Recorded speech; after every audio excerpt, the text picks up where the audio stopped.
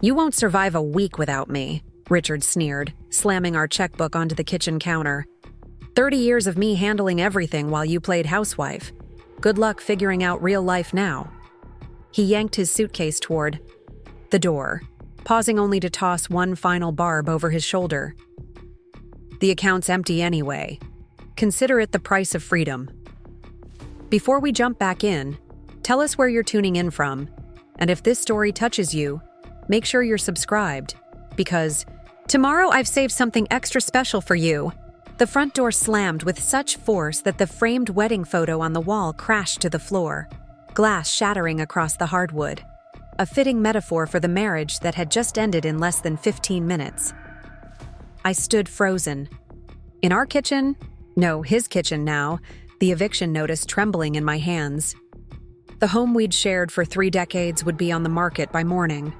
According to Richard, he'd been planning this exit for months. The separate account, the hidden assets, the apartment already furnished with everything he deemed valuable. From our shared life, the numbness would come later. In that moment, all I felt was the crushing weight of reality. At 58 years old, I had no job, no savings I could access, and according to the man who had promised to love me forever, no marketable skills to keep myself afloat. "You'll come crawling back when reality hits," were his parting words. As his BMW disappeared down our tree-lined suburban drive, he expected me to beg, to fall apart, to prove him right. He had no idea what I'd been hiding all along.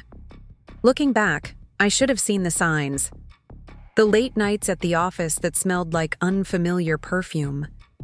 The angry outbursts when I asked about our investments. The way he'd dismissively pat my hand at dinner parties, cutting me off mid-sentence with, "Maggie doesn't need to worry about these things. I handle the complicated stuff." And I let him. That was our arrangement, after all. Richard built his real estate empire while I maintained our home, his image, his comfort. I hosted the dinner parties that cemented his business relationships. I volunteered for the charities that enhanced his community standing. I was the perfect corporate wife, supportive, undemanding, and utterly dependent. At least that's what he believed. The morning after he left, I woke up on the living room sofa, my eyes swollen from a night of tears. The house felt cavernous, haunted by the ghosts of a life that no longer existed. I forced myself to shower, to dress, to make coffee, simple acts of survival that required monumental effort. The eviction notice gave me 30 days. Richard had already called to remind me, his voice cool and professional, that the joint account held enough for perhaps 2 weeks of expenses. After that, I was on my own unless I wanted to be reasonable and accept his terms. A small monthly allowance in exchange for a quick, quiet divorce that wouldn't embarrass him among their social circle. "I've been more than generous," he informed me. "Most men in my position wouldn't offer anything." I hung up without answering, my hand shaking as I placed the phone down.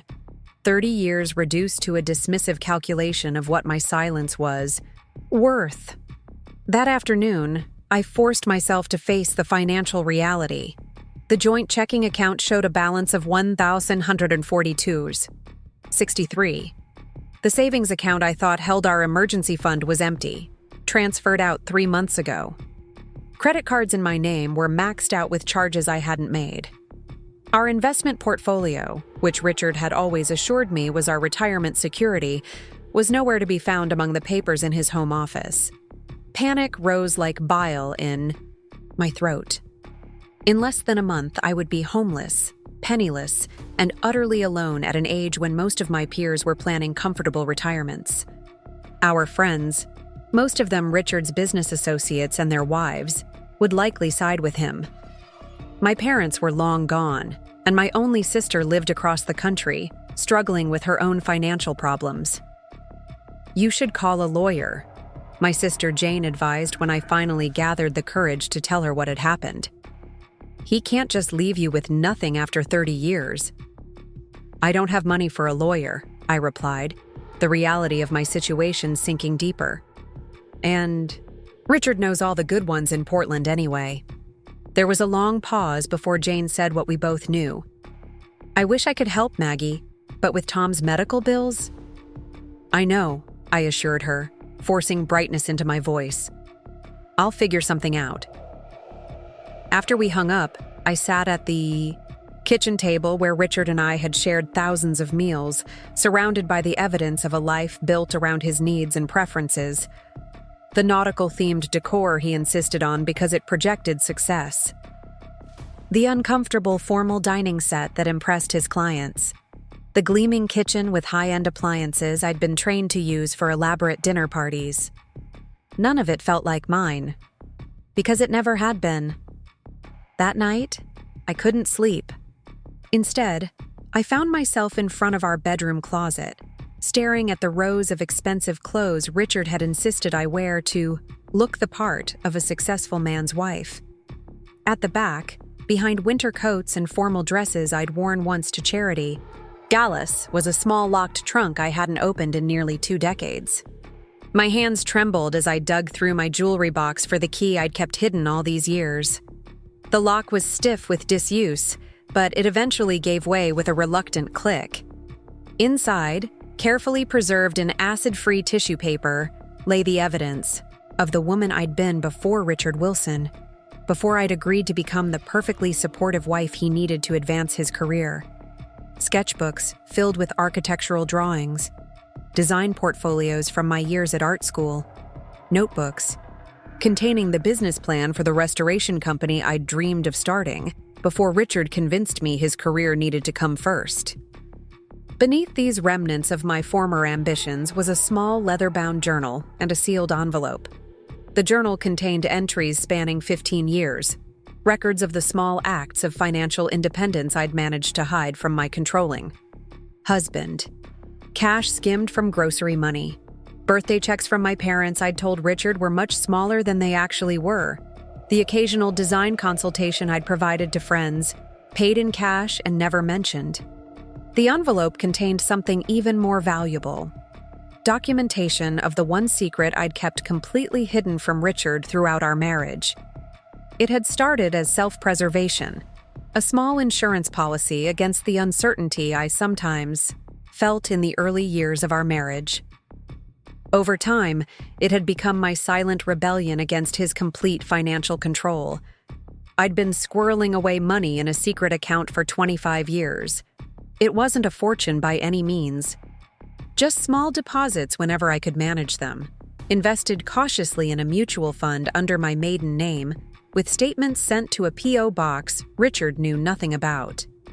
The last statement, 6 months old, showed a balance of $83,176. 29. Not enough to retire on, but enough perhaps for a fresh start, if I was brave enough to make one. Dawn was breaking as I carefully repacked my trunk of secrets, my mind racing with possibilities and fears. Richard expected me to fall apart, to desperately seek him out and accept whatever crumbs he offered in exchange for my continued compliance. What would he do if he discovered I had means he knew nothing about? Would he find a way to take that from me too? I couldn't risk it. Whatever steps I took next had to be carefully considered, protected from Richard's influence and connections. Portland was his territory, built through decades of networking and deal-making. I needed somewhere new, somewhere my meager resources would stretch further. That morning, I made 3 phone calls that would change the course of my life. The first was to a law school clinic at the state university that offered free legal consultations to seniors. The bored-sounding student who scheduled me in for the following week seemed unimpressed by my situation until I mentioned Richard's name. The silence that followed told me his reputation as a major donor to the university might complicate my case. The second call was to the only friend I had who wasn't connected to Richard's business or social circles, Olivia Carter, a woman I'd met in a community garden club years ago. Richard had dismissed her as not our kind of people after meeting her once at a neighborhood gathering. Her husband's blue-collar job and their modest lifestyle didn't fit with the image Richard wanted to project. "Oh, Maggie," Olivia said when I explained my situation, her voice warm with concern. "You come stay with us right now. Don't wait another day in that house." "I can't impose," I protested, even as relief flooded through me at the lifeline she offered. "It's not imposing when it's family," she insisted. "And that's what friends like us are. Come today. We'll figure out next steps once you're here." The third call was the hardest to make, a number I'd kept hidden in my address book under a false name. It connected me to Harriet Goldman, the financial advisor who had helped me set up my secret account all those years ago. I'd met her at a women's financial literacy workshop I'd attended while Richard was on a business trip. He'd laughed when I mentioned the workshop later, saying it was cute that I wanted to understand his world, but unnecessary since he'd always take care of everything. Preparing and narrating this story took us a lot of time, so if you are enjoying it, subscribe to our channel. It means a lot to us. Now back to the story. Harriet remembered me immediately. "Margaret Wilson," she said, her no-nonsense tone unchanged by the years. "I've been wondering when you might call." "I need your help," I told her, my voice steadier than I expected. "I'm leaving my husband, and I need to make sure he can't find or touch the account you helped me set up." "About time," was her only comment. "Come see me this afternoon. Bring whatever documentation you have of the marriage and its assets. And Margaret, use cash for the taxi. Don't leave electronic breadcrumbs." By sunset that evening, I had packed 2 suitcases with clothes, family photographs, and my trunk of secrets. I left behind the designer outfits Richard had selected, the jewelry he'd given me to wear to his business functions, the life that had never truly been mine. I wrote a brief note and left it on the kitchen counter. "I won't contest the divorce. The house and everything in it is yours. Don't try to find me." As I waited for Olivia's husband to pick me up, I stood in the doorway of the home I'd maintained for 3 decades, feeling strangely light despite the uncertainty ahead. Richard had left me with nothing because he believed that's all I had. Nothing. Of my own, nothing he hadn't provided, nothing that wasn't dependent on his generosity. He didn't know about the woman who had existed before him, the one who had never completely disappeared, despite all his efforts to mold me into the perfect accessory for his success. He didn't know about the small acts of independence I'd maintained. Throughout our marriage, the skills I'd kept sharp, the dreams I'd never fully abandoned. Most importantly, he didn't know that while he was busy building his empire, I had been quietly building an escape hatch, one small dollar at a time. The first week at Olivia's modest 2-bedroom home passed in a blur of legal consultations, financial planning sessions with Harriet, and long conversations over cups of tea at Olivia's kitchen table. Their teenage daughter had left for college the previous year, so I stayed in her room, surrounded by band posters and debate trophies, reminders of a family life focused on nurturing potential rather than maintaining appearances. "He really left you with nothing?" Olivia's husband Tom asked one evening, his weathered face creased with disbelief as he tried to comprehend Richard's actions. "After 30 years? He left me with exactly what he thought I had," I corrected, a small smile playing at my lips. "Nothing of my own." The student attorney from the law clinic was brutally honest about my prospects. "Oregon is an equitable distribution state, which means you're entitled to a fair portion of marital assets," she explained. "But Mr. Wilson has clearly been planning this for some time. Assets have been moved, accounts emptied. We can fight. But his resources for legal battles far exceed what's available through our clinic." "What if I don't want to fight?" I asked, an idea forming as I spoke. "What if I agree to his terms, ask for nothing, sign whatever he wants?" The student exchanged glances with her supervising attorney. "That would be unusual. Are you certain?" I thought about the secret account Richard knew nothing about the skills and dreams I'd kept hidden, about the freedom that would come from a clean break. "Yes," I said firmly, "I'm certain."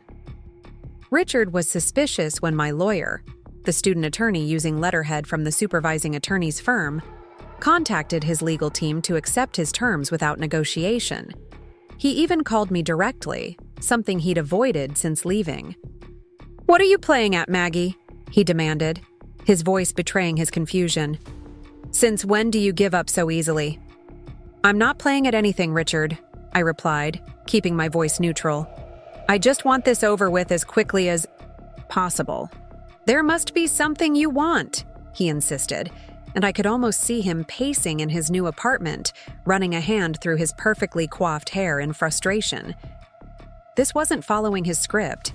I was supposed to beg, to threaten, to make demands he could then magnanimously partially fulfill.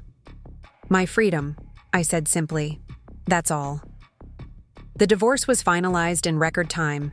Richard, eager to move on with the young receptionist from his office who had apparently been part of his exit strategy, didn't question my compliance further.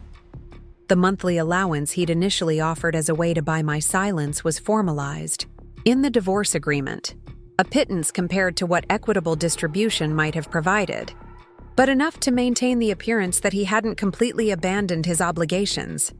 Little did he know I had no intention of collecting it. I had different plans. 2 months after Richard walked out, I sat across from Harriet Goldman in her downtown office reviewing the paperwork for my newly accessible funds. $87,000 isn't retirement money, she cautioned. Especially not at your age. But it's a solid foundation if you're careful. "I don't intend to retire," I told her, pulling a folder from my bag. Inside were the architectural sketches and business plans I'd developed and hidden away years ago. "I want to invest in myself." Harriet raised an eyebrow as she flipped through my meticulously updated business plan for a historic home restoration consultancy. "When did you do all this?" "In the margins," I replied. "In the quiet moments when Richard was working late. In the early mornings before he woke up. I never stopped planning. I just stopped believing I'd ever get to execute those plans." Over the following weeks, I researched locations where my limited capital would stretch further, where historic properties were plentiful, but restoration experts were scarce. I narrowed my options to 3 small coastal towns in Maine, each with a stock of century-old homes and growing interest in historical preservation. Olivia cried when I told her my plans to leave Portland. "You've only just gotten free," she protested. "Why not stay here, where you have support?" "Because here I'll always be Richard Wilson's ex-wife," I explained, holding her hands in mine. "I need to go somewhere I can be just Maggie." With Harriet's help, I outlined a conservative approach to launching my business. I would need to find affordable housing, preferably something that could double as a small office. I would need to establish connections in the local community, build a portfolio of small projects before tackling larger restorations. I would need to stretch my savings until the business could generate sustainable income. It would be challenging. Risky, terrifying. Everything Richard had spent 3 decades convincing me I couldn't handle on my own. "Are you sure about this?" Harriet asked during our final meeting, her professional demeanor slipping to reveal genuine concern. "Starting over at 58 isn't easy. Neither is discovering your 30-year marriage was built on control and deception," I replied. "But I survived that. I'll survive this too." The small coastal town of Rockport, Maine looked like something from a postcard when I arrived on a crisp September morning. Sailboats bobbed in the harbor, their masts creating a forest of vertical lines against the horizon. Clapboard houses in faded pastel colors lined narrow streets that wound up from the waterfront. The air smelled of salt and possibility. I had arranged to rent a tiny cottage on the outskirts of town. 1 bedroom, a combined living room and kitchen, and a glassed-in porch that would serve as my office. The rent was reasonable by coastal Maine standards, though it would still consume a significant portion of my monthly budget. "It's not much," apologized the property manager, a weathered older woman named Clara, as she handed me the keys. "But it's solid. Good bones, as they say." "Good bones are exactly what I look for," I told her, running my hand along the original crown molding in the living room. I restore historic homes, or at least I used to. I'm starting over. Clara's eyes lit up with interest. Restore? Like renovate? Not exactly, I explained, warming to my subject. Renovation modernizes. Restoration preserves what makes a historic building special.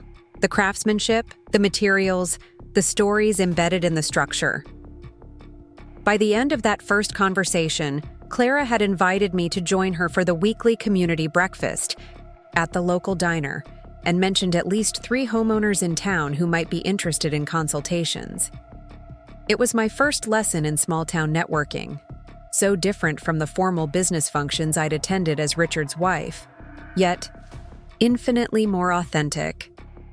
That night, I sat on the porch of my tiny cottage, watching darkness settle over the unfamiliar landscape.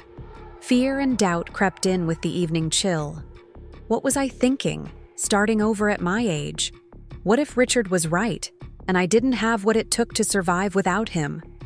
What if my carefully hidden skills weren't enough, my secret savings ran out, my dreams proved to be nothing but fantasy? I opened my laptop and calculated my runway again. With careful budgeting, my savings would last approximately 18 months.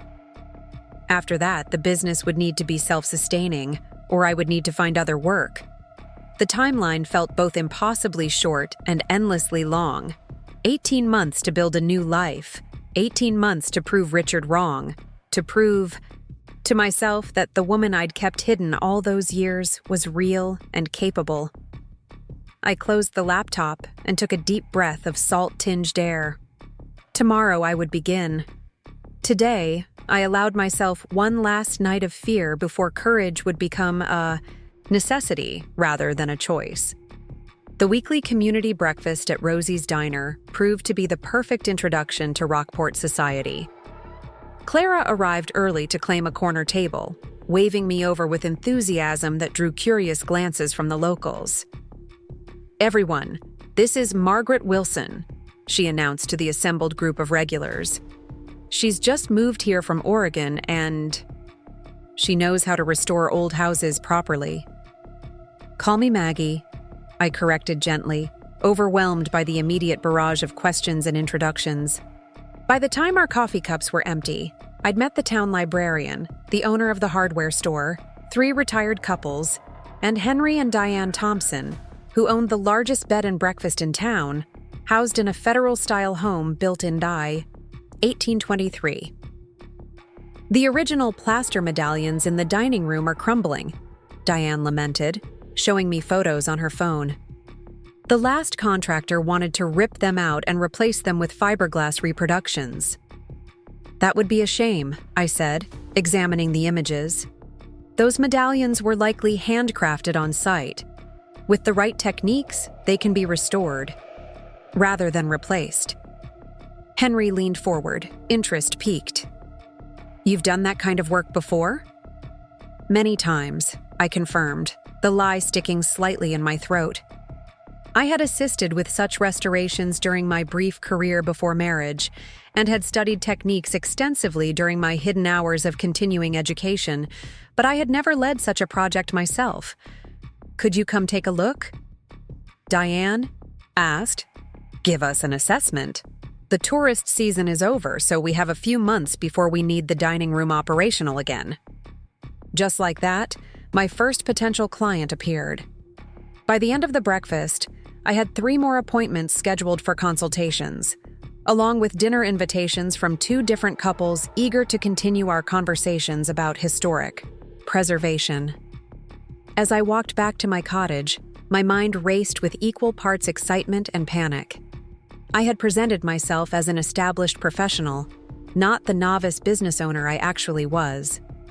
These people were trusting me based on knowledge I possessed, but had never independently put into practice. That afternoon, I transformed my glassed-in porch into a proper workspace, setting up my laptop and the reference materials I'd collected. Over the years, I created a simple template for consultation reports, drafted a basic contract, and researched suppliers of historically accurate materials in the region. "You can do this," I told my reflection as I prepared for my first official consultation at the Thompsons' bed and breakfast. "You've been preparing for this moment for decades, even when you thought it would never come." The consultation went better than I could have hoped. My knowledge of historical plasterwork impressed the Thompsons, and my detailed explanation of the restoration process left them confident in my abilities. When I presented my quote for the work, calculated based on materials research and estimated labor hours, they accepted without negotiation. "We've been looking for someone who understands these old buildings," Henry explained as he wrote a deposit check. "Someone who doesn't just want to cover up problems with modern shortcuts." I walked home with my first client contract and deposit, almost dizzy with the realization that it had actually happened. I was no longer just Maggie who dreamed of restoration work or Richard Wilson's supportive wife. I was Maggie Wilson, historic restoration consultant. The first few months passed in a whirlwind of activity. The Thompson project led to others as word spread through the tight-knit community. I found myself working on everything from decorative woodwork to period-appropriate paint formulations. Each successful project built my confidence and my portfolio. By December, I had steady work and had become a regular fixture in the community. I joined the Historical Society, volunteered at the local library's archives, and found myself invited to holiday gatherings as if I'd always been part of the town. It wasn't all smooth sailing. There were projects where my inexperience showed, problems I hadn't anticipated, moments when I lay awake calculating how quickly my savings were depleting while I waited for client payments to arrive.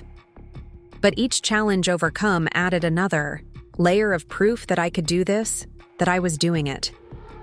I sent Olivia regular updates, and we spoke by phone every Sunday evening. Harriet received monthly financial reports, her practical advice helping me navigate the transition from savings to sustainable business income. What I didn't do was check the social media accounts where I might encounter news of Richard. I didn't ask about him when old acquaintances from Portland occasionally reached out. I focused entirely on building my new life, rather than monitoring the one I'd left behind. Until the day, 6 months after my arrival in Rockport, when I received an unexpected email from Richard's assistant marked urgent. "Mr. Wilson requests a phone meeting at your earliest convenience regarding a matter of mutual interest," the formal message read. "Please reply with suitable times." I stared at the email for a long time, my hard-won peace suddenly disturbed by this intrusion from my past. Richard had made no attempt to contact me since the divorce was finalized. What mutual interest could possibly require my attention now? Curiosity finally won out. I replied with a specific time the following day, refusing to rearrange my schedule to accommodate whatever urgency Richard perceived. "Margaret." Richard's voice was formal when the call connected precisely at the appointed time. "I trust you're well." "I am," I replied, offering nothing more. "What's this about, Richard?" He cleared his throat, clearly uncomfortable with my directness. In our marriage, I would have filled the silence, made the conversation easier for him. That Maggie was gone. "The Highland Park project," he finally said. "The historic district development I've been pursuing for the past 3 years. There's been a complication." I vaguely remembered Richard discussing a large-scale development he'd been planning in one of Portland's oldest neighborhoods, a project that had faced significant opposition from preservation advocates. "I don't see how that concerns me," I said. "The Historical Society is blocking the permits," he explained, irritation creeping into his voice. "They're insisting on preservation rather than the partial demolition my plans require. My team suggested bringing in a restoration expert to consult, to find a compromise that would satisfy the preservation requirements while still allowing the development to proceed." I waited, already sensing where this was heading. "Your name came up," he continued. Apparently, you've developed quite a reputation in preservation circles over the past few months. The Historical Society specifically requested you. I couldn't help the small laugh that escaped me. You want to hire me? After you left me with nothing because you believed I had nothing to offer? This is business, Maggie, he said stiffly. Your personal feelings aside, this is a multi-million-dollar project that could benefit us both considerably. I'm prepared to offer a very generous consulting fee. Us both? I repeated. There is no us anymore, Richard. You made that perfectly clear. Don't be difficult, he snapped, then immediately moderated his tone. I meant that this could be valuable for your hobby. Having a project of this scale in your portfolio would lend credibility to whatever it is you're doing now. My business, I corrected, not my hobby. And it's doing quite well without your patronage. Thank you. There was a long pause before Richard spoke again, his voice taking on the cajoling tone he'd always used when he wanted to bend me to his will. At least agree to look at the proposal. For old time's sake. Old time's sake, I echoed, thinking of the 3 decades I'd spent supporting his ambitions while hiding my own. Email me the details. I'll consider it. I ended the call before he could respond, my hands shaking slightly as I set down the phone. 6 months ago, I would have instantly agreed to help him, grateful for his recognition, desperate for his approval. Today, I found myself calculating how such a project might actually benefit my business growth, and whether working with Richard would be worth the emotional cost. The proposal arrived an hour later. It was indeed a substantial project, one that would significantly raise my professional profile and provide financial security for at least a year. It would also require regular meetings with Richard and temporary relocation back to Portland. I forwarded the documents to Harriet with a brief note. Objective opinion requested. Her response came the following morning. Financially sound. Professionally advantageous. Emotionally questionable. Remember why you left. That evening, I walked along the shore near my cottage, letting the rhythmic crash of waves clear my thoughts. In 6 short months, I had built the beginnings of a life I could be proud of. One based on my own skills, my own decisions, my own courage. Did I want to risk that hard-won independence by re-entering Richard's orbit, even temporarily? More importantly, did I need to? I thought about my current projects, the recommendations flowing in from satisfied clients, the careful financial management that had stretched my savings further than expected. My business wasn't just surviving. It was beginning to thrive. The next morning, I crafted a brief professional response to Richard. After reviewing the proposal, I must decline. I'll happily recommend several qualified colleagues who could assist with your project. His reply was immediate and irritated. Don't be foolish, Maggie. This is the kind of opportunity you won't see again. You're allowing personal feelings to cloud your judgment. I smiled as I read his words, recognizing the familiar pressure tactics that had once been so effective. My judgment is perfectly clear, I wrote back. My business is established and growing. I choose my projects based on professional interest and proper compensation, not on personal history or pressure. I wish you success with the development. 3 days later, Richard called again. This time, his tone held something I'd rarely heard from him: respect. I spoke with the Historical Society director, he said without preamble. She was very impressed with your restoration work on the Wilkinson house in Brunswick. Said your attention to historical detail was exceptional. Thank you for passing that along, I replied, waiting for whatever negotiation tactic would follow. The Preservation Board is hosting a symposium next month on integrating historical preservation with modern development, he continued. They've invited me to participate, to present a revised vision for the Highland Park project. I think it would strengthen my position if we presented together, the developer and the preservation expert, finding common ground.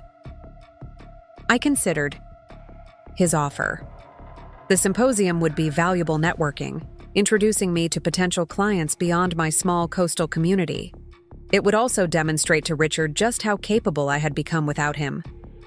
If you're willing to actually incorporate authentic preservation elements into your development, rather than just paying lip service to historical value, I might be interested, I said carefully. But I would need to see a genuine commitment before agreeing to participate. The conversation that followed was unlike any Richard and I had ever had during our marriage.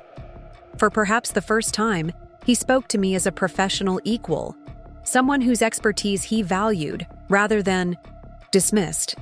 We discussed architectural details, preservation techniques, the balance between progress and protection of heritage. By the end of the call, we had outlined an approach to the Highland Park project that might actually satisfy both his business objectives and the preservation requirements. And I had agreed, with clear boundaries and professional terms, to participate in the symposium. One last thing, Richard said before we disconnected. How did you do it, Maggie? How did you start over at our age, with nothing? I smiled at the question that revealed he still didn't understand what had happened. That's where you're wrong, Richard. You left me with nothing because you thought that's all I had. But I was never nothing. I just kept the most valuable parts of myself hidden, even from you. The money, he said slowly. You had money I didn't know about. Some, I acknowledged. Enough for a foundation. But more importantly, I had skills, knowledge, determination. All the things you convinced me weren't valuable because they didn't directly serve your needs. There was a long silence before he spoke again. I underestimated you. Yes, I agreed simply. You did. 1 month later, I stood at a podium in Portland's Historical Society building, presenting to a room full of developers, preservationists, and city officials. My portion of the presentation focused on the successful integration of historical elements into modern developments, using case studies from my growing portfolio of work. Richard followed with a revised vision for the Highland Park project, one that preserved the most historically significant structures while creating modern spaces that complemented rather than competed with the original architecture. The response was overwhelmingly positive. After the formal presentation, I found myself surrounded by potential clients, business cards being pressed into my hands, invitations to consult on projects throughout the Northeast. Richard watched from across the room, his expression unreadable, as I navigated the professional networking with confidence that would have been unimaginable a year earlier. Later, as the crowd thinned, he approached me with 2 glasses of champagne, offering one with a slight nod.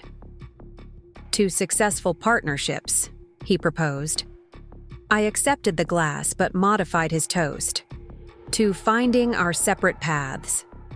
He studied me for a moment, taking in the changes a year of independence had wrought, not just in my appearance, but in the way I carried myself, the clarity and confidence in my voice.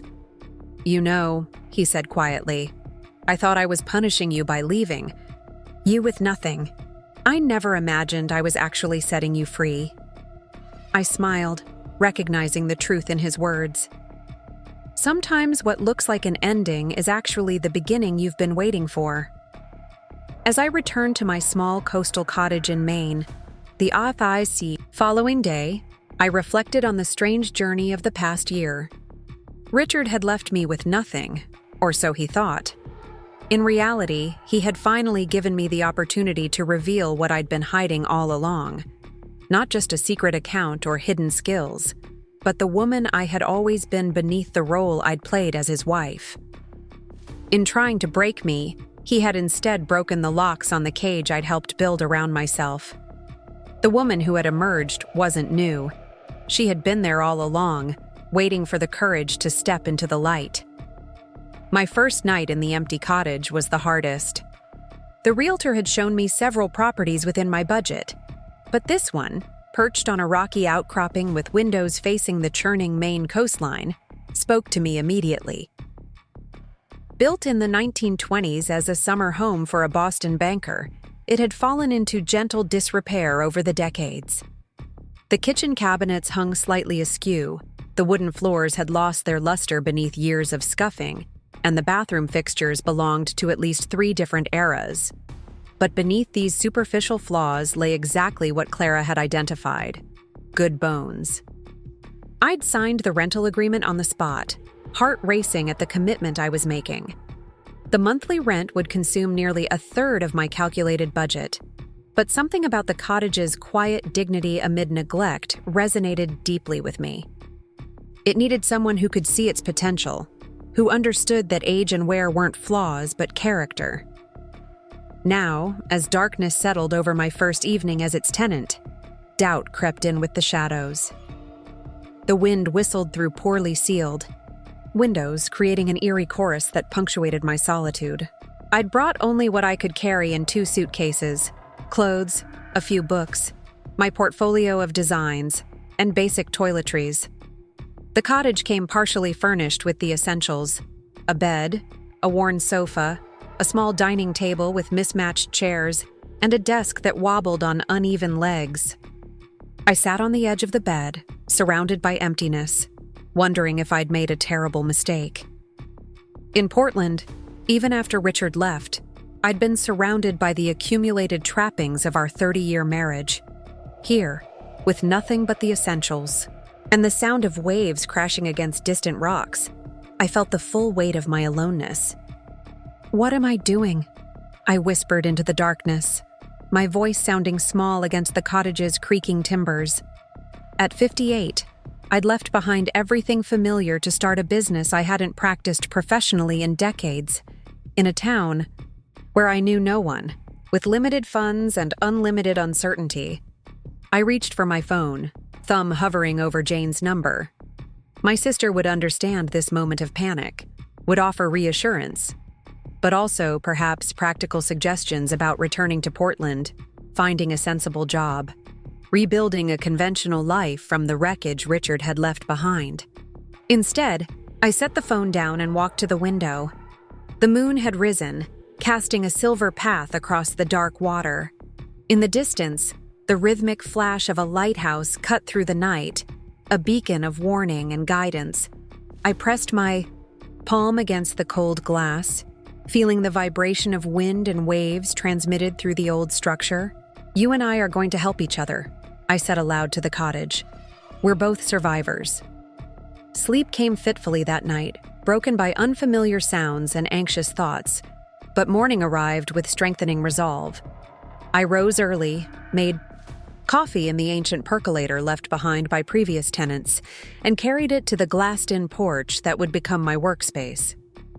The sunrise over the Atlantic painted the world in shades of gold and rose, illuminating fishing boats already heading out for the day's catch. I spent that first morning creating what Harriet had called a survival plan, a detailed accounting of my resources, projected expenses, and income targets. My savings, carefully built over 2 decades of secret frugality, would sustain me for approximately 18 months if I lived modestly. Within that time frame, I needed to build a client base substantial enough to cover my basic needs and begin replenishing my reserves. When the numbers began swimming before my eyes, I switched to more immediate concerns, making this space functional for both living and working. I walked through each room with a notepad, listing urgent repairs: the leaking bathroom faucet, the kitchen cabinet hinge that had completely detached, cosmetic improvements that would make the space more livable, fresh paint for the dingy walls, proper curtains to replace the faded sheets currently hanging at the windows, and professional necessities: a filing cabinet, proper desk chair, reliable internet connection. That afternoon, I ventured into town armed with my list and the name of the hardware store Clara had mentioned. Rockport's main street curved gently along the harbor, lined with weathered buildings that housed a mix of practical businesses serving the year-round community and boutiques catering to summer tourists. In September, with the season winding down, the town had a peaceful, unhurried atmosphere that suited my mood. The bell above the door jangled as I entered Cooper's Hardware, announcing my arrival to the lanky, white-haired man arranging paint cans behind the counter. "Morning," he called without looking up. "Be with you in a second." The store smelled comfortingly of wood, metal, and the particular dust that accumulates among tools and building supplies. I wandered the narrow aisles, adding items to my basket: wood putty, sandpaper, basic hand tools, wood glue, brushes for the painting I envisioned. "You must be the new tenant at Gull Cottage," the man said when I approached the counter, his weathered face creasing with a friendly smile. "Clara mentioned you'd be stopping by. I'm Walter Cooper." "Maggie Wilson," I replied, surprised at being expected. "How did you know it was me?" Walter chuckled, beginning to ring up my purchases. In a town this size, a new face stands out, especially in September when all the summer folks have gone. Besides, he nodded at my basket. "These are exactly the supplies someone would need for that old place. Been needing attention for years." As he tallied my items, Walter offered unsolicited but valuable information about the cottage, which windows tended to leak during nor'easters, the peculiarity of the electrical wiring in the kitchen, the name of a local handyman who could help with repairs beyond my skills. "You doing renovation work?" he asked, eyeing my selections with professional interest. "Restoration," I corrected, the distinction important to me. "And yes, I'm setting up a historic restoration consultancy, specializing in preserving original elements of historic buildings rather than replacing them with modern equivalents." Walter's eyebrows rose slightly. "You don't say. We could use someone with those skills around here. Half the buildings in town are over a century old, and most folks don't know the difference between fixing up and tearing out." He bagged my purchases while sharing the names of several property owners who might appreciate my services, his initial friendliness warming into something more like professional camaraderie. By the time I left the store an hour later, I had not only supplies but leads for potential clients and an invitation to the monthly meeting of the Rockport Historical Preservation Committee. "We're always looking for new members with actual know-how," Walter explained, writing the meeting date on the back of my receipt. "Most of the committee are history buffs, not folks who understand the practical side of preservation." I walked back to the cottage carrying not just hardware supplies, but a surprising sense of possibility. In Portland, I had been defined primarily through my relationship to Richard, his wife, his hostess, his support system. Here, within hours of my first venture into town, I was being recognized for my professional knowledge, valued for skills I'd kept carefully hidden during my marriage. The realization was simultaneously exhilarating and terrifying. Without Richard's shadow, I was fully visible, which meant both the potential for recognition and the risk of failure were entirely my own. Over the next week, I established a routine that balanced preparing my cottage workspace with exploring the town and making necessary connections. Each morning began with coffee on the porch, watching the changing moods of the ocean while reviewing my plans for the day. I spent mornings working on the cottage, painting the office space a warm cream that brightened the room even on cloudy days, repairing cabinet hinges, sealing drafty windows, and afternoons venturing into town to introduce myself to potential clients and resource providers. Clara proved invaluable during this settling-in period. She stopped by regularly, ostensibly to check on the cottage, but clearly curious about my progress and eager to facilitate connections within the community. The Thompsons over at Harborview B&B have been looking for someone to fix their dining room ceiling, she mentioned during one such visit, accepting a cup of tea as she settled at my newly refinished kitchen table. Original plasterwork from the 1820s, too beautiful to replace but crumbling in spots. I told Diane you might be just the person to advise them. I tried to hide my excitement at this first potential lead. "I'd be happy to take a look. I've worked with historic plaster restoration before." This wasn't entirely accurate. I'd assisted on such projects during my brief pre-marriage career and had studied techniques extensively through books and online courses during the hidden hours of my marriage, but I'd never independently led such a restoration. Still, the theoretical knowledge was solid, and the confidence in my voice must have convinced Clara. "Wonderful. I'll let them know you'll be in touch." She sipped her tea, studying me over the rim of her cup. "You know, when you first arrived, I wondered if you were running from something." I stilled, teacup halfway to my lips.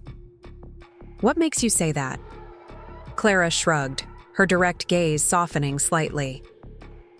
"Just a feeling. People who start over at our age usually have a reason. Loss, change, sometimes heartbreak." She set down her cup with deliberate care. "I don't need to know your reasons, Maggie. We all have our stories.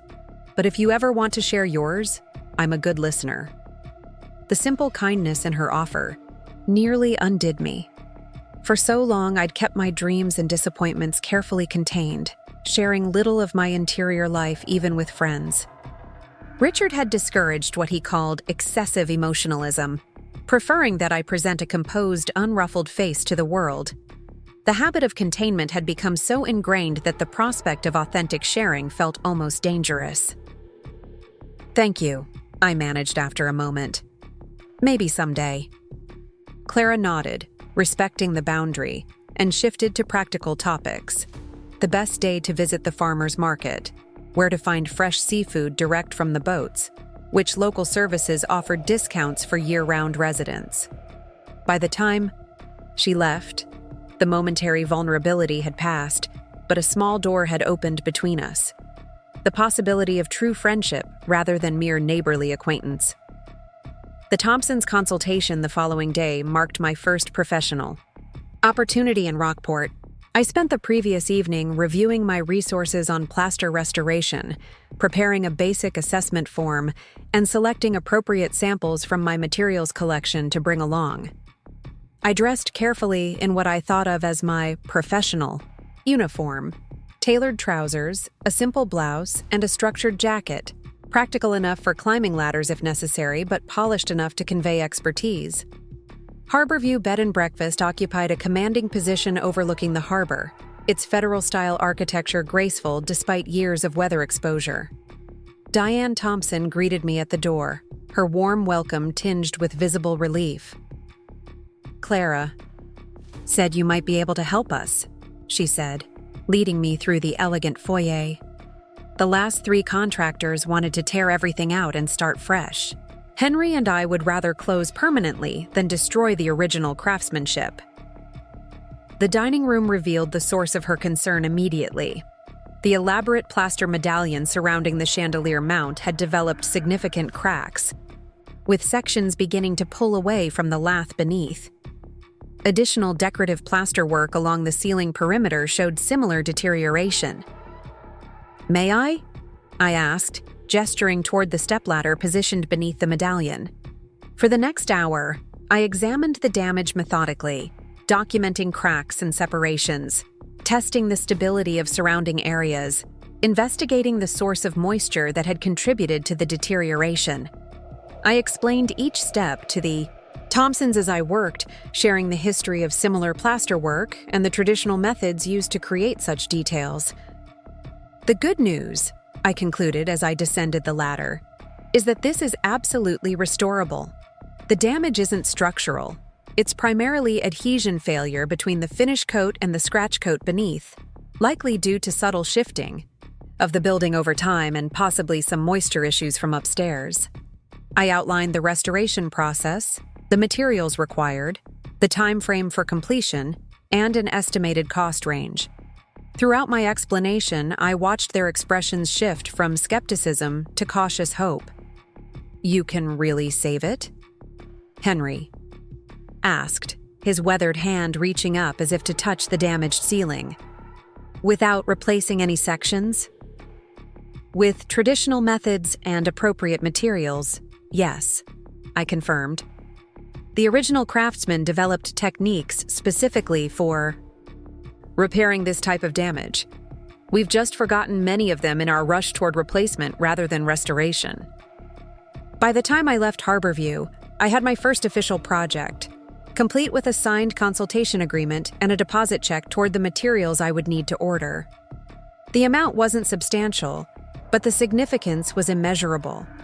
My first independent client, my first professional recognition, my first step toward the business I had long envisioned. I walked back to my cottage along the harbor, the September sun warm on my shoulders, the deposit check a tangible weight in my pocket. A lobster boat chugged past, the captain raising a hand in casual greeting as if I belonged there. Perhaps, I thought with cautious optimism, I was beginning to. The Thompsons' project led to others, each building on the success of the last. Word spread through Rockport's tightly connected community about the restoration expert from away, who could preserve historical elements others would simply replace. By November, I had completed 5 small projects and had consultations scheduled well into December. The transition wasn't always smooth. There were nights I lay awake calculating how quickly my savings were depleting while I waited for client payments to arrive. There were technical challenges that required research and experimentation to overcome. There were moments of crushing self-doubt when a technique didn't immediately succeed, or when a potential client chose a cheaper, less historically authentic approach despite my recommendations. But there were triumphs as well, each one building my confidence and reputation. The Thompson ceiling medallion, restored to its original beauty. The Victorian newel post at the library that I rescued from replacement. The traditional lime-based mortar technique I demonstrated for Walter's son, who had taken an interest in historic masonry. As projects accumulated, I established a small but growing portfolio, documenting my work with before and after photographs and detailed process descriptions. I created a simple website, something Richard would have dismissed as unnecessary for a hobby business, and began receiving inquiries from neighboring towns.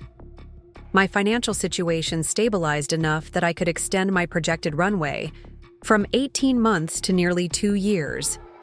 It wasn't security by conventional standards, but it was movement in the right direction, progress entirely of my own making. Winter arrived with dramatic intensity, transforming Rockport into a landscape of stark contrasts. Dark water against snow-covered shores, warm lights glowing from fogged windows, the skeletal elegance of leafless trees against gray skies. The summer cottages stood empty, their windows shuttered against coastal storms, while year-round businesses adjusted their hours to match the rhythm of shortened days. My work shifted indoors, focusing on interior elements that could be restored while snow piled against doorways and wind howled down chimneys. I developed a specialty in wood restoration, preserving original moldings, paneling, and built-ins that others might have replaced.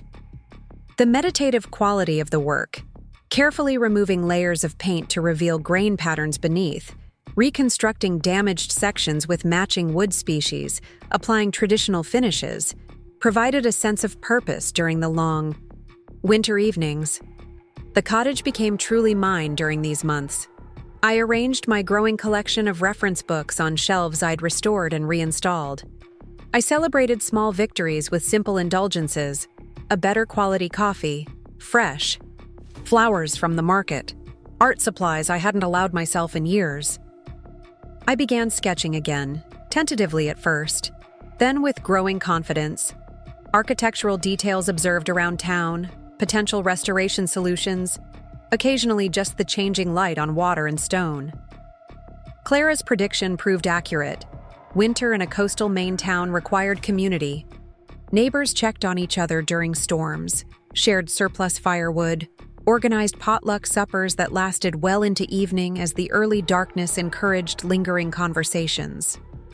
I found myself included in these gatherings with increasing frequency, my initial status as an outsider gradually giving way to provisional acceptance.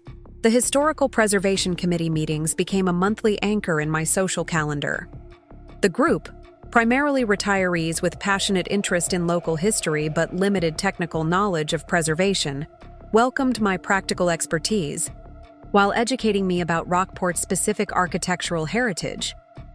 We began developing guidelines for historically appropriate maintenance of buildings within the town's original settlement area, a project that combined their historical research with my restoration knowledge. During one such meeting in late January, Walter Cooper mentioned a regional preservation conference scheduled for March in Portland. "You should consider presenting, Maggie," he suggested as the group reviewed the conference agenda. "Your work on the Thompson ceiling and the Harbor Masters building facade has been impressive. People would be interested in your techniques." The suggestion sent a ripple of panic through me. Presenting meant visibility beyond Rockport, potential, exposure to professional scrutiny, the risk of Richard or his associates becoming aware of my new career. I'd been careful to keep my professional presence limited to the immediate coastal region, deliberately avoiding Portland connections. "I'm not sure I'm ready for that level of presentation," I demurred, busying myself with gathering my notes. "I've only been establishing my practice for a few months." Isabel Murphy, a retired art history professor who served as the committee's chair, fixed me with a penetrating look. "Nonsense. You've demonstrated more practical knowledge than most of the so-called experts who present at these events. Besides, the preservation community needs more women's voices, particularly those with hands-on experience." The others nodded in agreement, their confidence in my abilities both flattering and terrifying. I promised to consider the invitation, knowing I would likely decline when the moment came to commit. That night, as snow accumulated against my windows and the wind found every draft in the old cottage, I sat at my desk reviewing the conference materials Walter had pressed into my hands. The event was smaller than I'd feared, focused on regional preservation rather than national standards, attended primarily by local historical societies and small museums rather than academic experts or large architectural firms. I scanned the preliminary speaker list, tension easing when I found no names connected to Richard's professional circle. Still, Portland itself represented risk, the possibility of chance encounters, of having to explain my new life to people who had known me only as Richard's wife.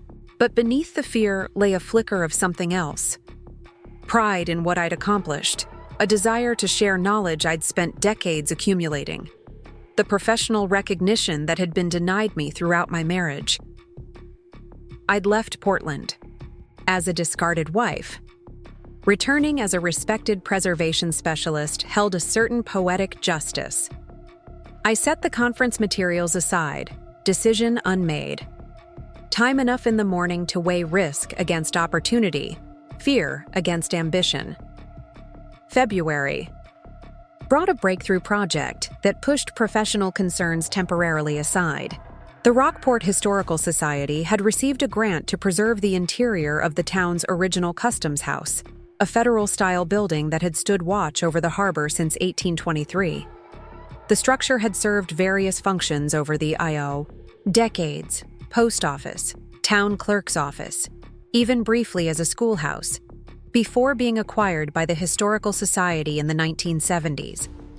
Years of practical modifications had compromised many original features, but behind dropped ceilings and paneled walls lay hidden treasures, hand-painted cornices, intricate moldings, even fragments of original wallpaper that had been covered rather than removed during various renovations. The Historical Society appointed me lead restoration consultant for the project, a position that came with both professional prestige and much-needed financial stability. The 6-month contract would provide steady income while allowing me to continue smaller residential projects as time permitted. More significantly, it represented a vote of confidence from the community I was gradually calling home. The Customs House project began with a comprehensive assessment, during which I spent days examining every inch of the building, documenting original elements and later modifications, developing a prioritized restoration plan that balanced historical authenticity with practical considerations of budget and accessibility.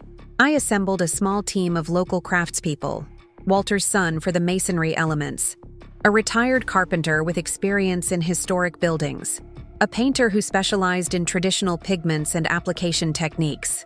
Together, we peeled back layers of the building's history, making careful decisions about what to preserve, what to restore, and what to respectfully replace when original elements were too damaged for salvation.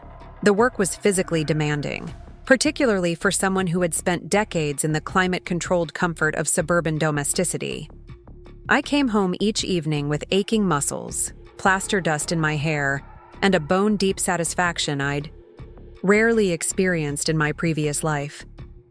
This tangible contribution to preserving history, this visible evidence of my knowledge and skill, filled a void I'd barely acknowledged during my years as Richard's carefully maintained wife.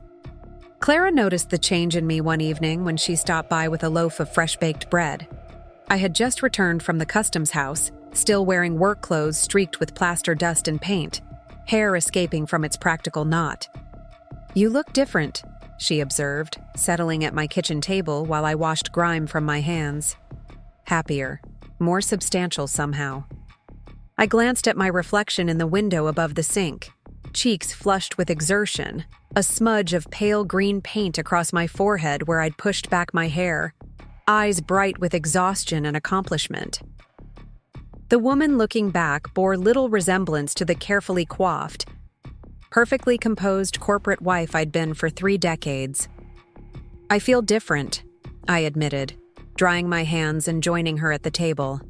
"Like I'm finally becoming who I was supposed to be all along." Clara nodded, understanding without requiring elaboration. "It suits you, this version of yourself." We shared the bread with locally made cheese and the last of the apple butter I'd received as payment from a client, unable to afford my full fee. As darkness settled over the cottage, Clara finally asked the question she'd been respectfully avoiding for months. "What brought you here, Maggie? Not just to Rockport, but to this particular moment in your life?" The time for evasion had passed. This woman had become more than a landlady or casual acquaintance. She was the closest thing to a true friend I'd developed in my new life. She deserved honesty, and perhaps I needed to speak the truth aloud to someone who hadn't known me before. "My husband left me," I said simply, the words less painful than I'd expected. "After 30 years of marriage, he emptied our accounts, informed me he was selling our house, and told me to figure it out on my own." Clara's expression remained neutral, encouraging me to continue without interrupting with sympathetic platitudes. "He expected me to fall apart," I continued, tracing the grain of the wooden table with my fingertip. "To beg him to reconsider, to accept whatever terms he offered just to maintain some version of the life I'd known. But something inside me, something I'd buried for decades, refused to follow that script." I told her then about the secret account I'd maintained, the skills I'd kept sharp despite Richard's dismissal of my professional ambitions, the gradual awakening to my own capacity for independence.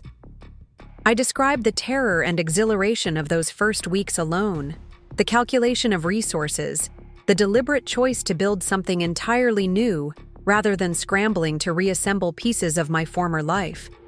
"He thought he was punishing me," I concluded, meeting her steady gaze. "But in reality, he set me free." Clara reached across the table to cover my hand with hers, her palm warm and slightly rough from gardening and household work. "Freedom can be terrifying," she observed, "especially when it's thrust upon us rather than chosen. But you've done something remarkable with yours." We sat in comfortable silence as the wind picked up outside, rattling the windows and sending smoke gusting back down the chimney. In that moment, I felt a certainty I hadn't expected to find. So soon after my upheaval, this place, this work, this emerging version of myself belonged together. Whatever challenges lay ahead, whatever Richard might still attempt to control from afar, I had found solid ground upon which to stand. 3 days later, I mailed my presentation proposal for the Portland Preservation Conference, committing myself to a professional visibility I'd once feared, but now cautiously welcomed.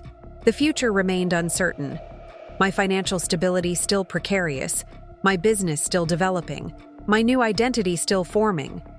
But for perhaps the first time since Richard's departure, uncertainty felt like possibility rather than threat. As winter grudgingly yielded to early spring, bringing longer days and occasional bursts of determined sunshine, I found myself looking forward rather than back. The cottage had become a true home, reflecting my tastes and priorities rather than someone else's expectations. My client list had grown to include projects throughout the coastal region. My knowledge, once hidden behind the facade of supportive wifehood, now formed the foundation of a reputation built entirely on my own merits. Richard had left me with nothing because he believed that's all I had. Nothing of my own. Nothing beyond what he'd provided. Nothing that wasn't dependent on his generosity. His greatest miscalculation had been failing to recognize that behind the compliant wife he thought he knew, there had always been a woman of substance, waiting for the courage or opportunity to emerge. Jane's visit transformed my perception of my new life. Seeing Rockport through her eyes, the rugged beauty of the coastline, the authentic community connections, the meaningful work I was creating, I began to recognize how far I'd come in the months since Richard's departure. Where I saw limitations and compromises, Jane saw freedom and possibility. "You seem more yourself than I've seen in decades," she observed as we walked along the harbor, watching fishing boats return with their day's catch. "More like the sister I remember from college, the one with opinions and passions and plans." "That's kind of you to say," I replied, uncertain how to receive such direct praise. Jane stopped walking, turning to face me directly. "It's not kindness, Maggie. It's observation. That marriage was slowly erasing you, and we all saw it happening. Even Mom mentioned it before she passed, how you seemed to get smaller every year, more careful, less present." Her words struck with unexpected force. Had I been so obviously diminished? Had my careful accommodations to Richard's preferences been visible to everyone but me? "I thought I was being a good wife," I said quietly, watching a seagull swoop over the darkening water. "Supporting his career, maintaining our home, playing my part in the life we'd built. There's supporting a partner, and then there's disappearing inside their shadow," Jane countered gently. "You crossed that line years ago, and none of us knew how to tell you." That night, after Jane and Tom returned to their bed and breakfast, I sat alone on my porch, contemplating my sister's perception. The painful truth was that she was right. I had gradually surrendered pieces of myself throughout my marriage, not in sudden dramatic sacrifices, but in small daily concessions that accumulated over decades. Richard hadn't demanded this disappearing act, at least not explicitly. But he had rewarded compliance and withdrawn affection when I expressed independent thoughts or ambitions. Over time, I'd internalized the lesson, becoming the accommodating partner he desired, silent about my own dreams, careful never to outshine him intellectually or socially, gratefully accepting whatever portion of our shared life he allocated to me. The realization was both painful and liberating. If I had participated in my own diminishment, then I could similarly participate in my expansion. The work I'd been doing since arriving in Rockport, establishing my business, developing professional connections, creating a home that reflected my tastes, wasn't just practical survival. It was reclamation of the self I'd gradually surrendered. The remaining days of Jane's visit passed in a blur of activities, touring the Customs House restoration, introducing her to Clara and other new friends, exploring coastal villages and hidden coves.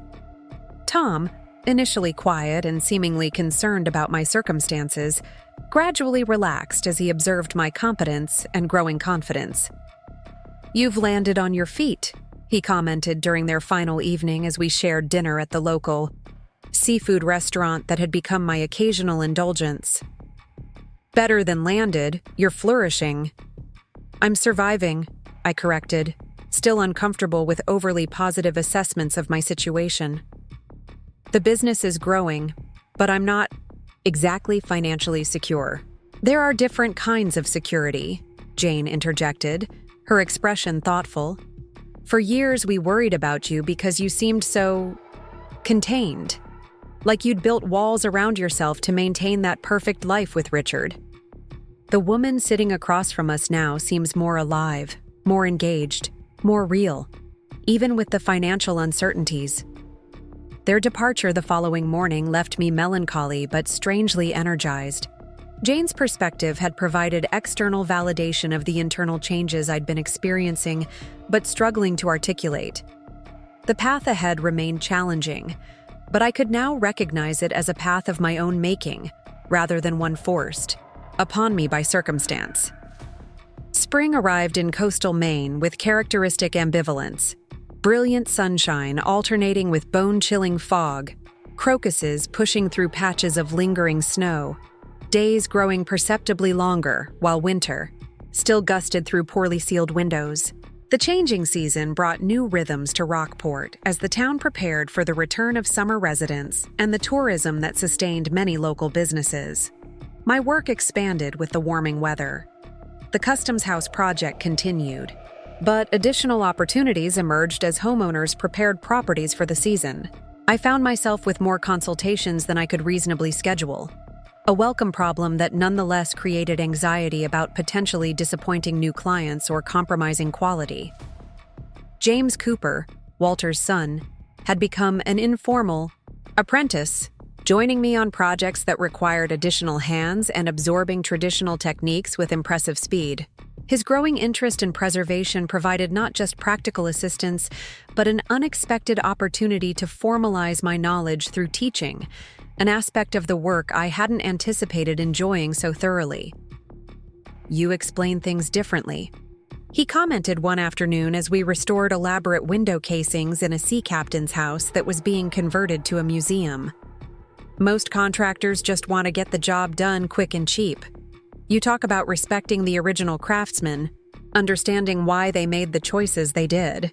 Those craftsmen didn't have power tools or mass-produced materials," I explained, demonstrating how to replicate a decorative detail using hand planes.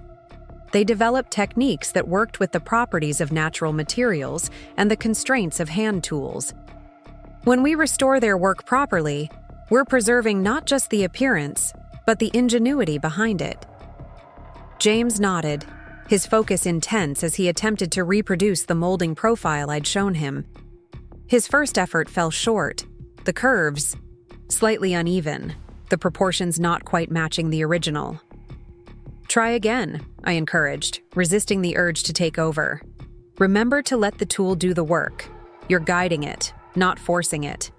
His second attempt came closer, and by the third, he had produced a passable reproduction of the historic profile. The pride in his expression as he held up the successful piece reminded me of teaching moments from my brief career before marriage, the satisfaction of passing knowledge to someone who genuinely valued it. "You know," James said as we packed up our tools at day's end, "Dad mentioned you're presenting at that preservation conference in Portland next month. I was thinking maybe I could go too, hear what other restoration specialists are doing." His interest touched me deeply. "I'd welcome the company," I told him, meaning it despite my lingering anxiety about the presentation itself. It would be good to have a friendly face in the audience. As the conference approached, my preparation intensified. Evenings were devoted to finalizing my presentation materials. Sample boards demonstrating traditional finishes, photographs documenting restoration processes, handouts summarizing key techniques. The work provided welcome distraction from the location anxiety I hadn't fully resolved. Portland held memories I wasn't certain I was ready to confront, not just of Richard, but of the woman I'd been during our marriage, the narrow life I'd accepted as sufficient. Returning as a different version of myself, a professional claiming expertise and commanding respect, felt like crossing an invisible boundary between past and future. Clara, perceptive as always, noticed my growing tension as the conference date neared. She appeared at my cottage one evening bearing a bottle of wine and her characteristic directness. "You're working yourself into knots over this Portland trip," she observed, settling into what had become her usual chair at my kitchen table. "Want to talk about it?" I hesitated, torn between my habitual privacy and the genuine friendship that had developed between us over the months. Clara had never pressed for details about my previous life, respecting the boundaries I'd established when first arriving in Rockport. But perhaps the time had come for greater honesty, with her and with myself. Portland is where I lived with Richard, I began, pouring wine for us both. Where I spent 30 years becoming someone I barely recognize now, a woman who measured her worth by how well she supported her husband's ambitions, who surrendered her own dreams so gradually she didn't notice they were disappearing. Clara listened without interruption as I described my married life in greater detail than I'd previously shared. The beautiful home that never truly reflected my tastes, the social circle that valued me primarily as Richard's appropriate partner. The careful self-editing that became second nature as I learned which parts of myself were acceptable and which were better hidden. Going back as a professional, as someone claiming expertise and value beyond domestic skills, it feels like deliberately crossing paths with a ghost, I concluded. I'm afraid of running into people who knew me then, who might still see me as just Richard's ex-wife playing at having a career. Clara considered this, sipping her wine thoughtfully before responding. You know what strikes me about everything you've just shared? The woman you were then still had enough strength, enough sense of self, to secretly prepare for independence. Building your hidden account, maintaining your knowledge, keeping some small flame of your true interests alive despite all that pressure to extinguish it. Her perspective caught me off guard. I'd viewed my secret preparations as evidence of fear rather than strength, as contingency planning rather than quiet rebellion. That woman wasn't as lost as you think, Clara continued. She was waiting for the right moment to reemerge. Maybe going back to Portland isn't meeting a ghost. Maybe it's reclaiming territory, showing that earlier version of yourself that her patience and preparation weren't wasted. The reframing lingered with me in the days that followed, gradually shifting my anxiety about the conference towards something more like determination. I would return to Portland not as someone diminished by Richard's abandonment, but as someone expanded by her own resilience, a professional with valuable knowledge to share, a woman reconstructing her life on her own terms. The morning of the ET conference dawned clear and surprisingly warm for early April. I dressed with careful deliberation, professional but distinctly different from the conservative elegance that had been my uniform as Richard's wife. The structured blazer over a simple blouse and well-cut trousers projected competence rather than decorative femininity. Practical boots replaced the uncomfortable heels Richard had preferred. My only jewelry was a necklace Jane had given me years earlier, a simple silver pendant I'd rarely worn during my marriage because Richard found it arty. James arrived precisely at the agreed time, his nervous excitement about his first professional conference evident in his unusually formal attire and the notebook already in his hand. His presence beside me as we made the 2-hour drive to Portland provided welcome distraction from my own churning thoughts. The conference venue, a renovated warehouse in Portland's increasingly vibrant downtown, was filled with preservation. Enthusiasts from across New England when we arrived. I collected my speaker badge with a surreal sense of disbelief. Margaret Wilson, restoration specialist. A professional identity entirely separate from the social role that had defined me for decades. There's a good turnout, James observed as we surveyed the crowded registration area. More people than I expected for something so specialized. Historic preservation has gained momentum in recent years, I explained, grateful for the normalizing conversation as we moved toward the exhibit hall. People are recognizing the value of maintaining architectural heritage rather than simply replacing it with contemporary structures. The morning passed in a blur of presentations and networking.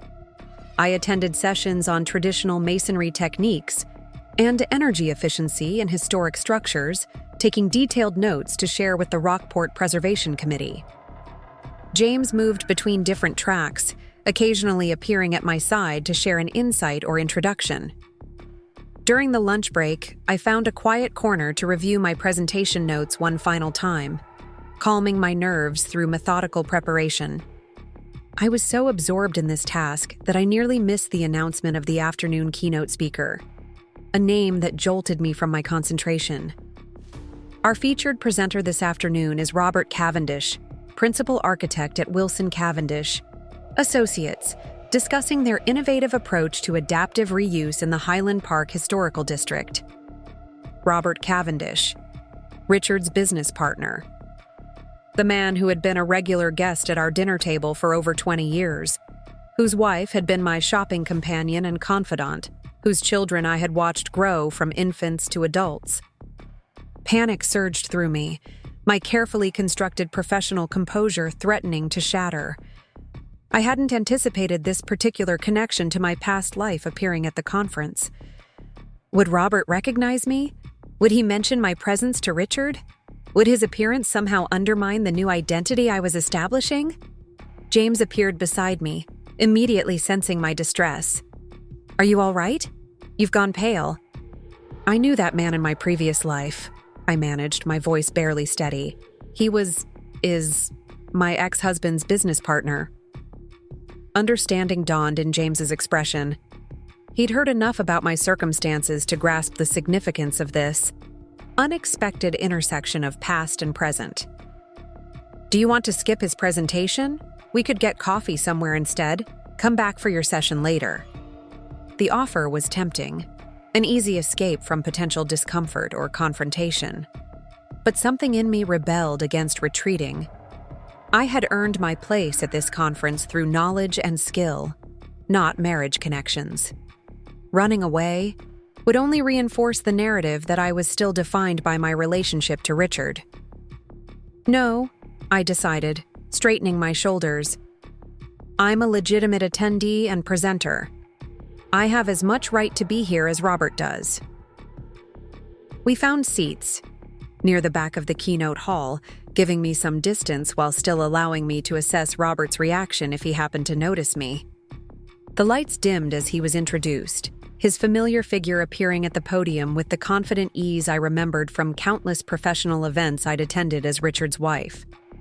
Robert's presentation focused on a project I vaguely recognized. From Richard's discussions before our separation, the conversion of a historic paper mill into mixed-use development.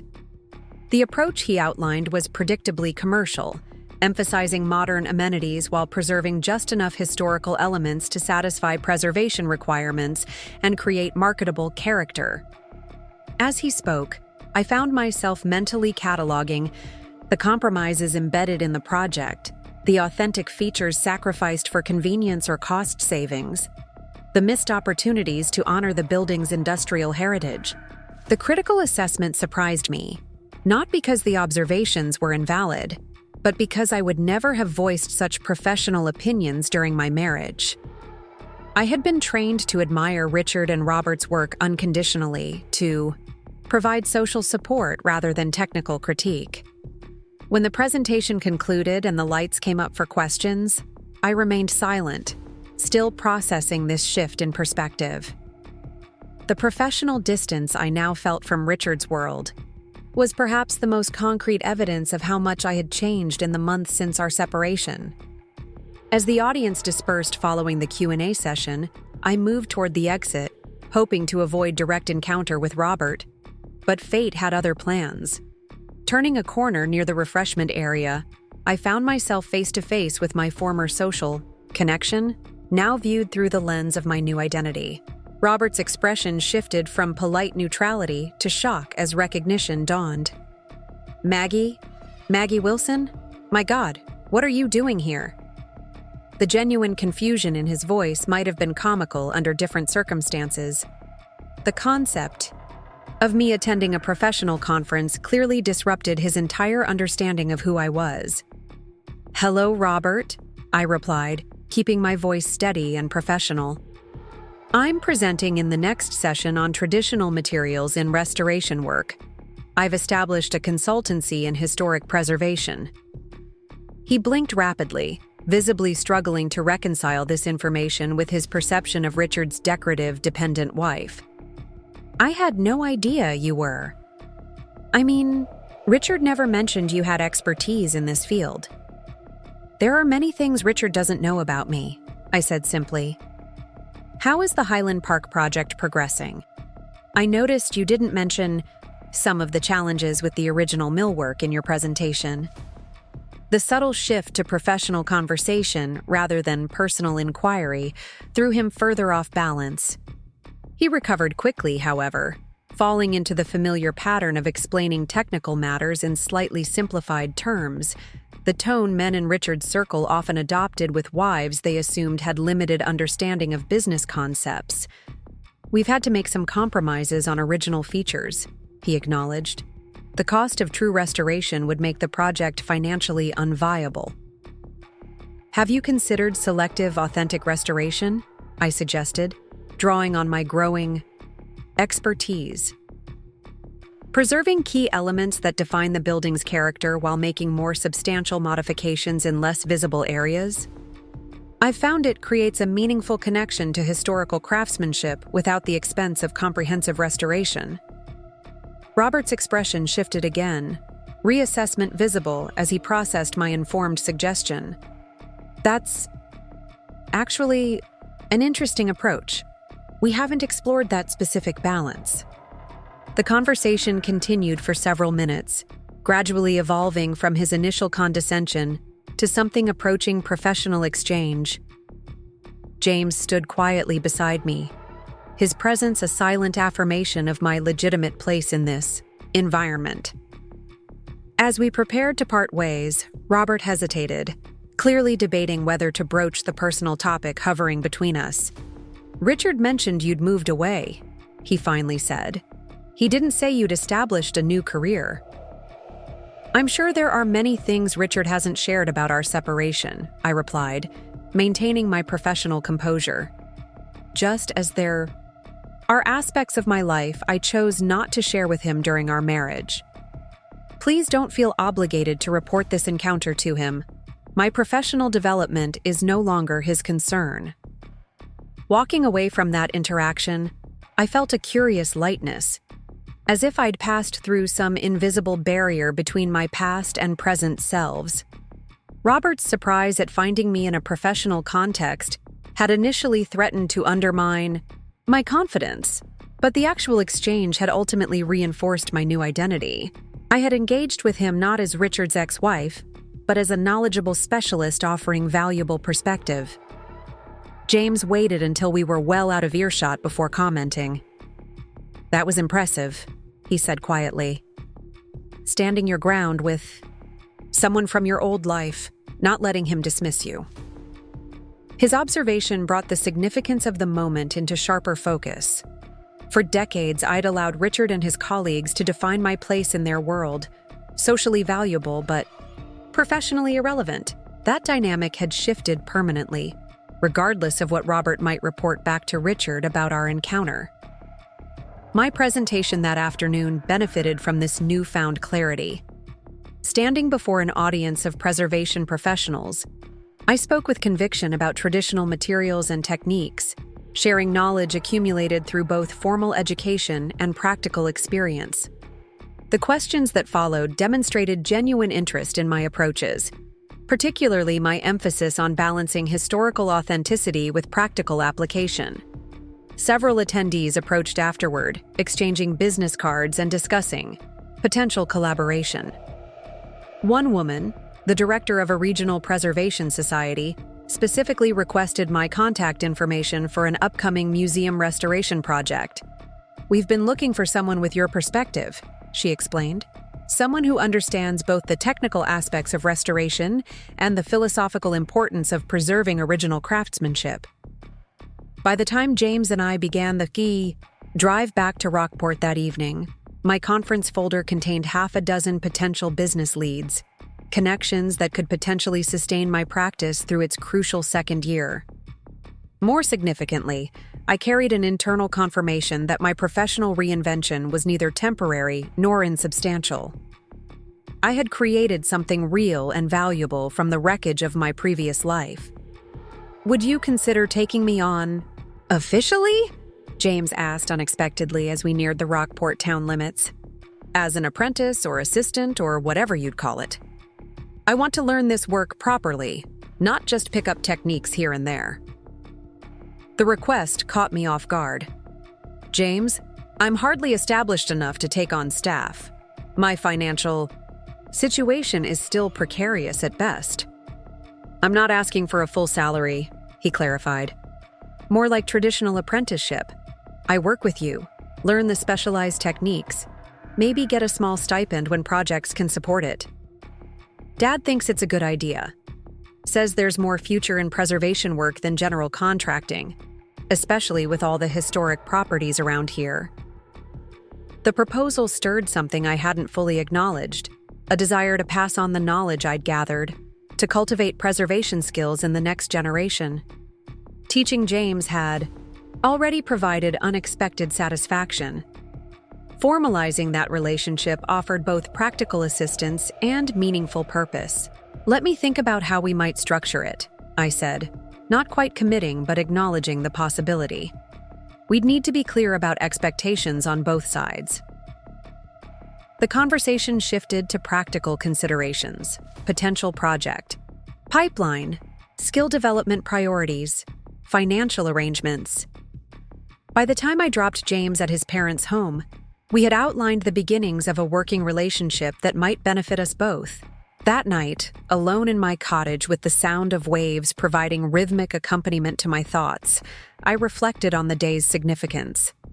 The conference had represented more than professional development.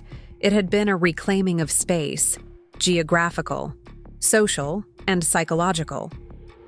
I had returned to Portland not as a diminished version of my married self, but as an expanded version of my essential self.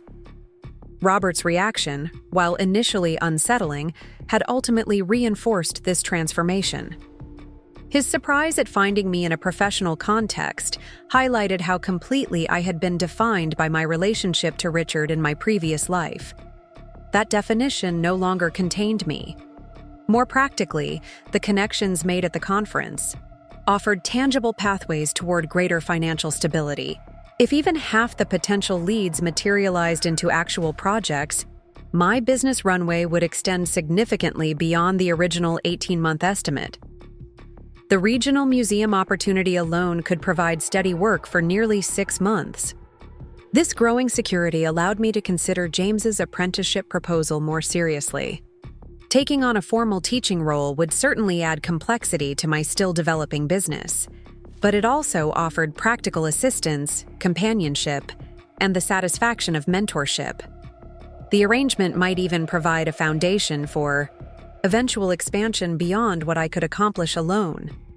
Sleep came easily that night, deeper and more restful than I'd experienced in months.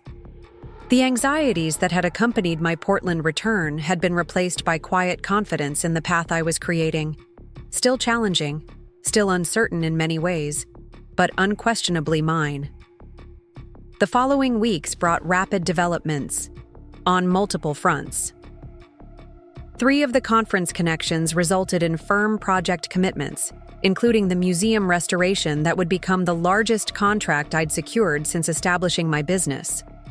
I formalized an apprenticeship arrangement with James, creating a structured program that balanced practical work with theoretical understanding of preservation principles.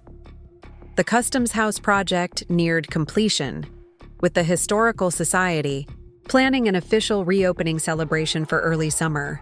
Community interest had grown throughout the restoration process, with local newspapers featuring articles about the previously hidden architectural details we'd uncovered and preserved. My cottage continued its gradual transformation from temporary shelter to true home.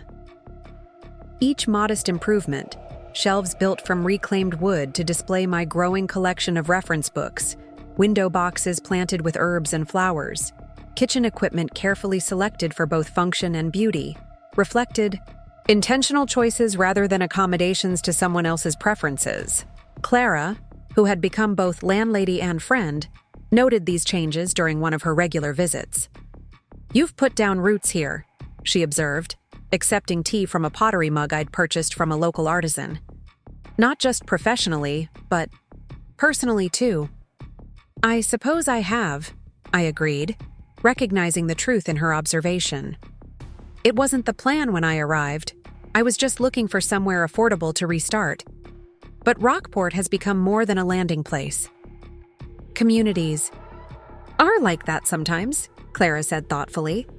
They choose you as much as you choose them. This town needed someone with your skills and perspective, and you needed somewhere to belong on your own terms. The conversation turned to practical matters, minor repairs needed before summer, storms, community events upcoming, local news and gossip. But Clara's observation lingered after she departed, prompting deeper reflection on how thoroughly my life had transformed in less than a year. I had arrived in Rockport last September with material resources carefully calculated to last 18 months, a financial runway created through years of secret saving.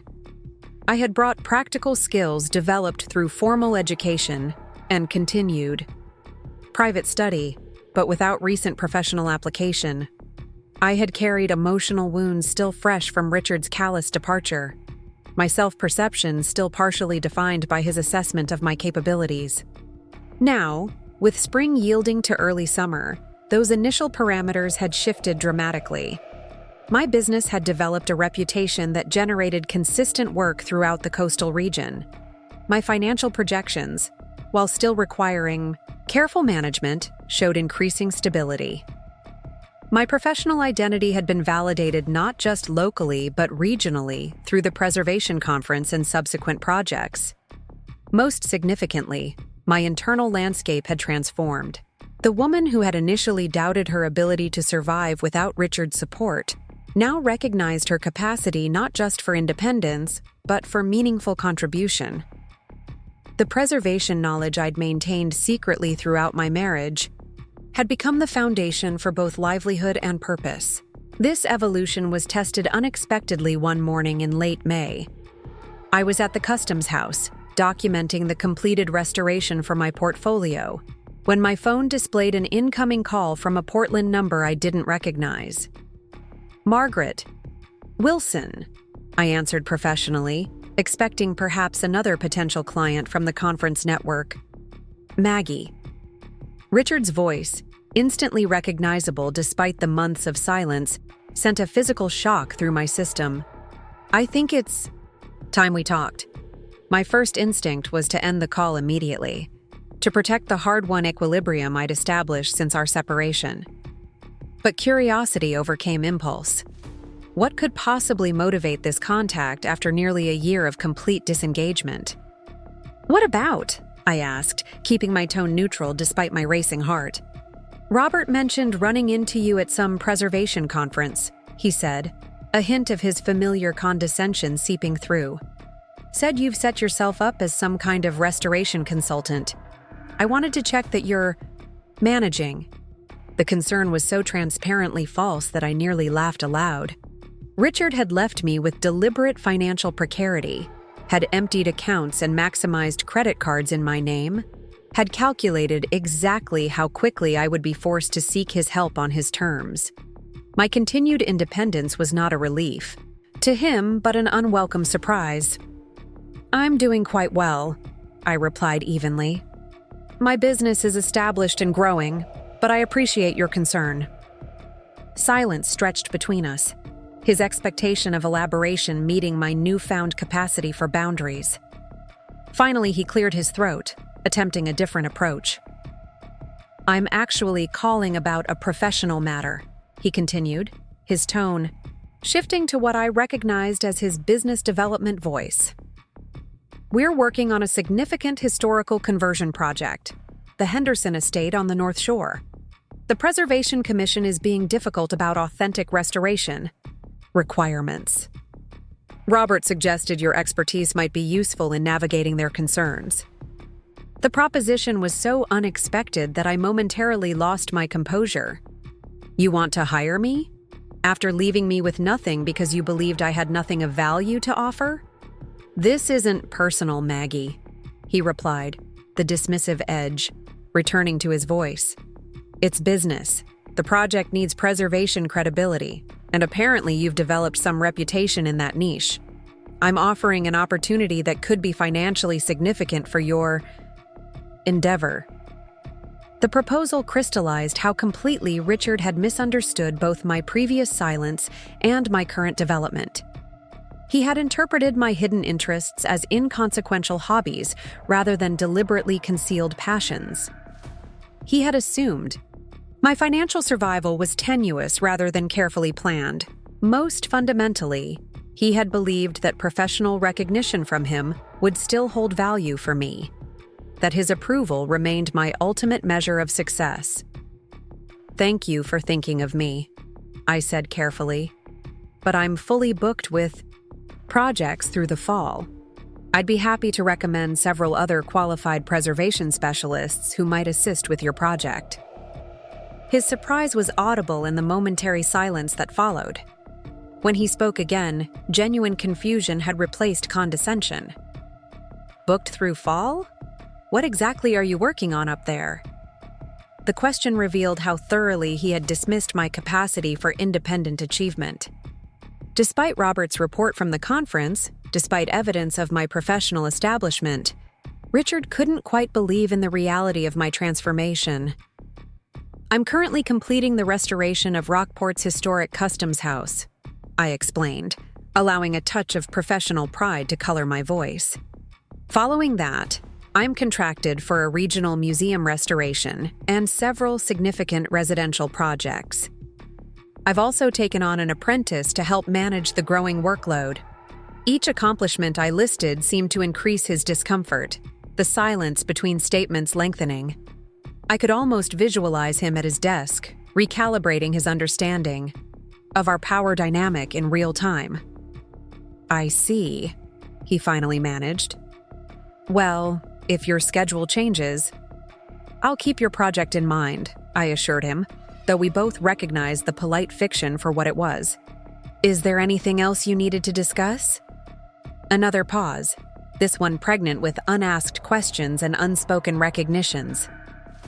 "No," he concluded. "That's all for now. Take care of yourself, Maggie." The call ended without further exchange, leaving me standing in the partially sunlit customs house, surrounded by the physical evidence of my new life's work. The conversation had lasted barely 5 minutes, but it represented a profound shift in the lingering connection between us. Richard had initiated contact expecting to find me still defined by his assessment, grateful for his professional acknowledgement, eager for his approval. Instead, he had encountered a woman whose value was self-determined, whose professional identity existed entirely independent of his recognition. I set my phone aside and returned to photographing the restored plasterwork, my hands slightly unsteady but my resolve strengthened. The call had provided unexpected confirmation of how far I'd traveled from the woman Richard had abandoned, not just geographically or financially, but essentially. The journey wasn't complete, the transformation still ongoing, but the direction was unmistakable. That evening, I sat on my cottage porch watching the day's light fade over the Atlantic, Richard's call still resonating in my thoughts. The conversation had stirred complex emotions, not regret or longing, but something more, nuanced, a quiet acknowledgement of both what had been lost through those years of self-suppression and what had been gained through this forced reinvention. Richard had left me with nothing because he believed that's all I had, nothing of my own, nothing. Beyond what he'd provided, nothing of independent value. His greatest miscalculation had been failing to recognize that beneath the compliant wife he thought he knew, there had always been a woman of substance, waiting for the courage or opportunity to emerge. In trying to break me, he had instead broken the locks on the cage I'd helped build around myself. The woman who had emerged wasn't new. She had been there all along, patiently gathering resources, knowledge, and strength for the moment when freedom would become possible. Summer arrived in Rockport with an explosion of activity. The small coastal town transformed as seasonal residents returned to open-shuttered cottages, tourist shops extended their hours, and fishing boats shared harbor space with gleaming sailboats. and motorized pleasure craft. My quiet walking routes along the shore became crowded with visitors photographing lighthouses and searching for the perfect lobster roll. The seasonal shift brought changes to my business as well. Wealthy summer residents, returning to find winter damage to their historic homes, sought restoration expertise rather than quick fixes. My calendar filled with consultations for everything, from salt-damaged porch columns to neglected widows' walks atop century-old rooflines. Each project, regardless of size, represented not just income, but opportunity to demonstrate the value of authentic restoration over expedient replacement. "I never realized the difference between reproduction and true restoration," commented one summer client, a retired history professor who had inherited his grandparents' Victorian cottage. "The contractor last year just wanted to tear out these damaged corbels and replace them with fiberglass copies." "Those corbels tell the story of this house," I explained, showing him where original tool marks revealed the craftsman's hand. "They're not just decorative elements, they're historical documents. With proper restoration, they'll last another century." The professor hired me on the spot, specifying that James should be involved in the restoration to learn the techniques for future maintenance. This pattern repeated throughout June and July, clients specifically requesting that my apprentice participate, recognizing the value of transmitting traditional skills to a younger generation. James thrived in this role, his natural aptitude for detailed work complemented by genuine curiosity about historical methods. His questions pushed me to articulate knowledge I'd internalized through years of study and practice, making me more conscious of my own expertise. Teaching, I discovered, deepened my understanding even as it broadened his. The Customs House reopening in early July marked a significant milestone for both my business and the community. The Historical Society organized a formal ceremony, complete, with ribbon cutting and speeches from local officials. To my surprise and slight discomfort, I was asked to address the gathered crowd. "The true achievement belongs to the original craftspeople," I said, standing on the building's freshly restored front steps before a larger audience than I'd anticipated. "Our work has simply been uncovering and preserving their artistry, allowing it to speak again after decades of being silenced beneath layers of institutional modifications." The metaphor wasn't lost on Clara, who stood among the attendees with a knowing smile. Like the Customs House, I too had been emerging from layers of modification, revealing an authentic self long hidden beneath accumulated compromises. Following the ceremony, several attendees approached with business inquiries and restoration questions. One elderly gentleman pressed a business card into my hand with particular urgency. "My daughter's the new director at the Marshall Point Maritime Museum," he explained.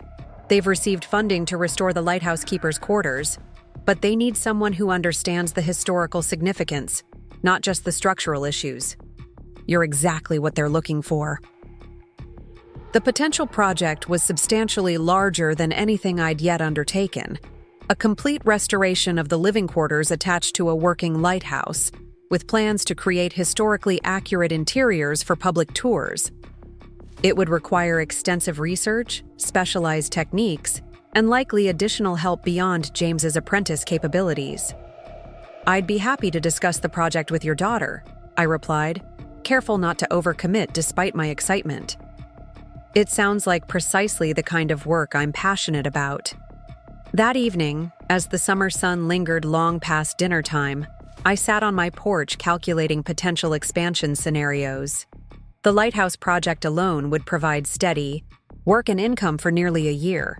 Combined with ongoing smaller projects and consultation work, it could justify moving beyond the apprenticeship arrangement with James toward a more formal business structure, perhaps even hiring additional help for specific restoration components. The financial projections were both exhilarating and terrifying. Expansion meant greater stability and creative opportunity, but also increased overhead and responsibility. For nearly a year, I'd operated with minimal financial cushion, making careful decisions that balanced immediate needs against long-term growth. Taking the next step would require more significant risk and confidence that my expertise could sustain not just myself, but potentially others. As I worked through calculations late into the evening, an email notification appeared on my laptop screen. The sender's address initially didn't register significance. Silver Management. But the subject line caught my attention immediately. Richard Wilson Property Portfolio Liquidation. Barbara Silver. Richard's longtime financial advisor, a woman I'd met at countless dinner parties and charity events over the years. A woman who had always treated me with professional courtesy but personal distance, clearly understanding that her allegiance lay with the primary earner in our household. Curiosity overcoming caution, I opened the message. Dear Mrs. Wilson, I'm contacting select individuals regarding an investment opportunity arising from Richard Wilson's decision to liquidate certain real estate holdings before year-end. Given your previous connection, I thought you might have interest in being informed before these properties reach the open market, particularly the Cape Elizabeth cottage, which I recall held sentimental value for you. The Cape Elizabeth cottage. My breath caught as memories flooded back. The small oceanfront property Richard had purchased early in our marriage as a weekend retreat. Unlike our primary residence, which had been designed and furnished to showcase his success, the cottage had been simpler, more authentic. I'd been permitted greater freedom there, selecting furnishings and colors that reflected my preferences rather than his business image. We'd spent less time there as Richard's career accelerated, his interest in quiet weekends waning as social and professional obligations multiplied. Eventually, the cottage had been relegated to occasional use, then rented to trusted associates, finally standing empty in recent years as maintenance issues accumulated. Another casualty of Richard's preference for the new over the lovingly maintained. I hadn't thought about the cottage since our separation, assuming it would remain part of Richard's property portfolio, or perhaps be sold already. The prospect of it being available stirred complicated emotions. Nostalgia for rare moments of authentic connection in our marriage, grief for the simplicity we'd lost, unexpected longing for the place itself with its perfect perch above a secluded cove. Barbara's email continued with businesslike precision. The cottage requires significant restoration following years of minimal maintenance and recent storm damage. Richard has authorized me to accept substantially below market value from a buyer willing to take on these issues without negotiation. If you have interest, please respond directly to me rather than contacting Richard, as I've been authorized to handle this matter independently. The subtext was clear enough. Richard was liquidating assets quickly, likely for a business opportunity or financial restructuring. The cottage represented more liability than value given its condition. Barbara, ever practical, recognized that I might have emotional attachment sufficient to overlook the property's defects and professional skills to address them. What surprised me was her direct approach, circumventing Richard to offer this opportunity. During our marriage, Barbara had been unfailingly loyal to his interests, viewing me as a secondary consideration in financial matters.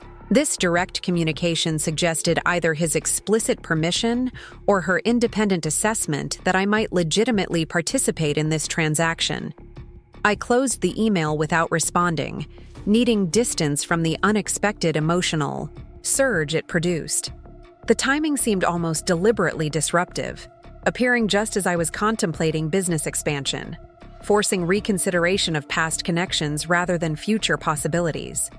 Sleep proved elusive that night, my thoughts circling between practical assessment of the cottage opportunity and emotional examination of what it represented. By dawn, I'd reached no resolution beyond recognition that the decision required careful separation of business considerations from emotional reactions. I forwarded Barbara's email to Harriet Goldman, my financial advisor, with a brief note. Your objective assessment appreciated. Emotional component complicating my analysis. Harriet's response arrived within hours, characteristically direct. Property likely represents good investment if restoration aligns with your business focus.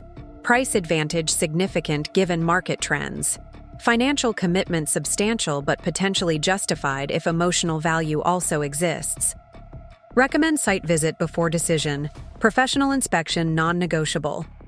Happy to run detailed numbers if you proceed. Her pragmatic approach helped ground my thinking. This wasn't about reclaiming something from my marriage or indulging nostalgia. It was a potential business investment that happened to carry personal history, complexity that required acknowledgement, but shouldn't dictate the decision. I replied to Barbara's email with professional detachment, potentially interested depending on condition and price point. Would need to conduct thorough inspection before discussion. Please advise if this approach works within Richard's timeline. Her response came by evening. Inspection acceptable. Richard traveling internationally for 3 weeks, seeking resolution before his return. Property vacant and accessible. Keys available through my office with signed non-disclosure agreement. Current asking price attached. The figure she included was indeed substantially below market value for oceanfront property in Cape Elizabeth, reflecting both the cottage's condition and Richard's apparent eagerness to liquidate quickly. Even accounting for necessary restoration, the investment opportunity was significant, particularly if combined with my professional expertise and the potential for eventual resale or rental income. The practical pathway forward emerged with surprising clarity. Inspect the property thoroughly, calculate restoration costs precisely, make a business decision based on financial projections rather than emotional attachment. The Cape Elizabeth cottage would be a project like any other, evaluated for its particular challenges and opportunities, approached with professional objectivity. 2 days later, I found myself driving down the winding private road leading to the cottage, James accompanying me to assist with the detailed inspection. Barbara had arranged access through a property management company, allowing us to examine the structure without direct contact with Richard's representatives. The cottage appeared on the curve of the road exactly as I remembered, a weathered cedar-shingled structure perched on granite outcroppings above a protected cove. But as we approached, the evidence of neglect became apparent.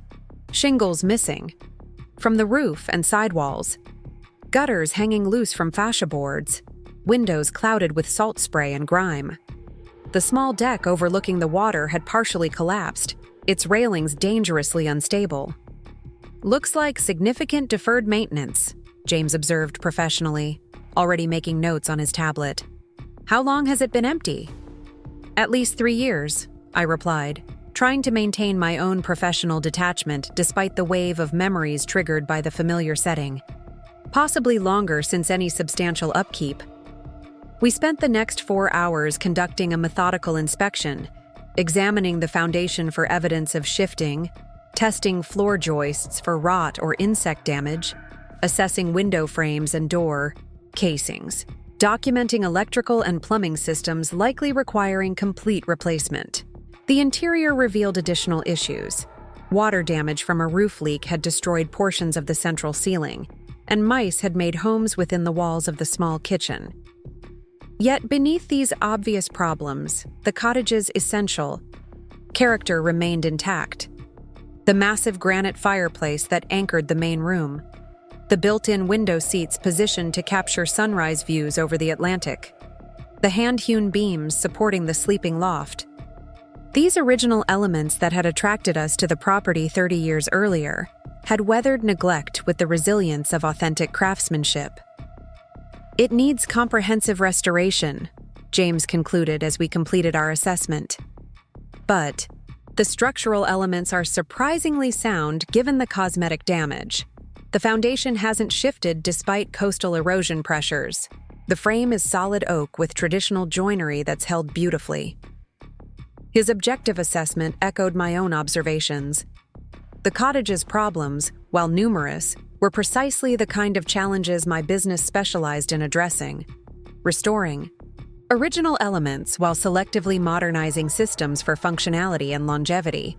What do you think? I asked, valuing his developing professional judgment. As a business investment, setting aside any personal considerations.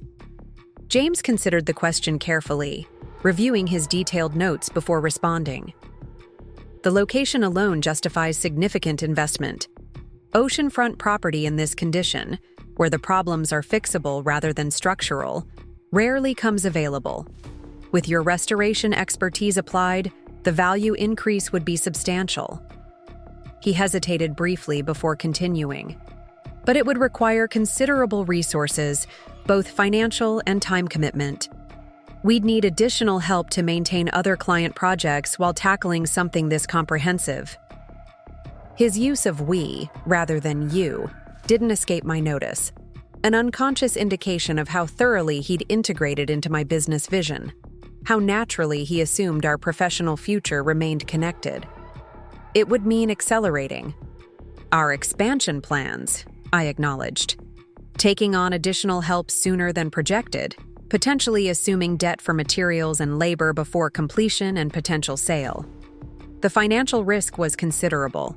Purchasing the cottage even, at Barbara's discounted price, would consume a significant portion of my rebuilt savings. Restoration costs would require either financing or significant cash flow from ongoing projects. The business would transition from cautious stability to leveraged growth, a leap I hadn't anticipated making so quickly. Yet the opportunity aligned, almost too perfectly with my professional direction. The Lighthouse Keeper's Quarters project would establish my reputation for historically significant restorations, while the cottage could become both personal investment and professional showcase, demonstrating my business's capabilities in comprehensive, period-appropriate restoration. I need to run detailed numbers, I told James as we secured the cottage before departure, and consult with Harriet about financing options, but I'm leaning toward proceeding if we can structure it responsibly. The drive back to Rockport gave me time to process both practical considerations and emotional reactions. Unlike our primary residence in Portland, which had always felt more like Richard's domain than mine, the cottage had briefly represented shared vision, a place where I'd been permitted to express preferences and contribute meaningfully to creation of our shared space. Reclaiming it now, not as Richard's wife, but as an independent professional, held symbolic significance beyond the financial investment. It represented coming full circle, returning to a place that had once held promise, this time with the agency, and expertise to realize that promise on my own terms. The following week became a whirlwind of research, consultations, and financial projections. I documented every aspect of the potential restoration, created detailed cost estimates, developed alternative approaches with varying levels of period authenticity, and calculated potential return on investment under different market scenarios. Harriet reviewed my projections with characteristic thoroughness, pointing out assumptions that seemed overly optimistic while acknowledging the unique value proposition. The numbers work, she concluded during our video consultation, assuming you can manage both this restoration and your existing client commitments without quality suffering. The greater risk is opportunity cost, tying up resources that might otherwise fund different growth directions. Clara offered a more personal perspective when I shared the potential investment over tea at her kitchen table. "You've been working towards something like this since you arrived," she observed. "Not just establishing professional credibility, but creating something that fully integrates your expertise and personal vision. The question isn't whether you're capable, but whether this particular property is the right vessel for that integration." Her insight helped clarify my thinking. The cottage represented convenient convergence of opportunity and nostalgia. But was it truly the best vehicle for my business expansion? Or was I being drawn to familiar territory rather than optimal investment? I decided to seek one additional perspective before committing. Despite initial reluctance, I described the opportunity to Jane during our weekly phone call, including both the business potential and emotional complications. "You're asking if going back to a place associated with your marriage means you're not moving forward," Jane summarized with characteristic directness. "But that's not really the question, is it? The question is whether you want this specific property because of its intrinsic value or because it represents unfinished business. With Richard, her framing shifted my perspective significantly. Throughout my marriage, decisions about property and finances had been fundamentally Richard's, with my input constrained to decorative rather than substantive matters. Even the Cape Elizabeth cottage, where I'd had greater influence, had ultimately been subject to his priorities and preferences.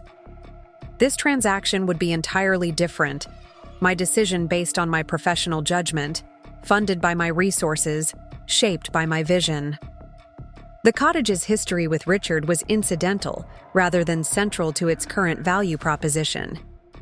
I would be acquiring it not as reclamation of something lost, but as investment in something new: my business, my expertise, my future income potential.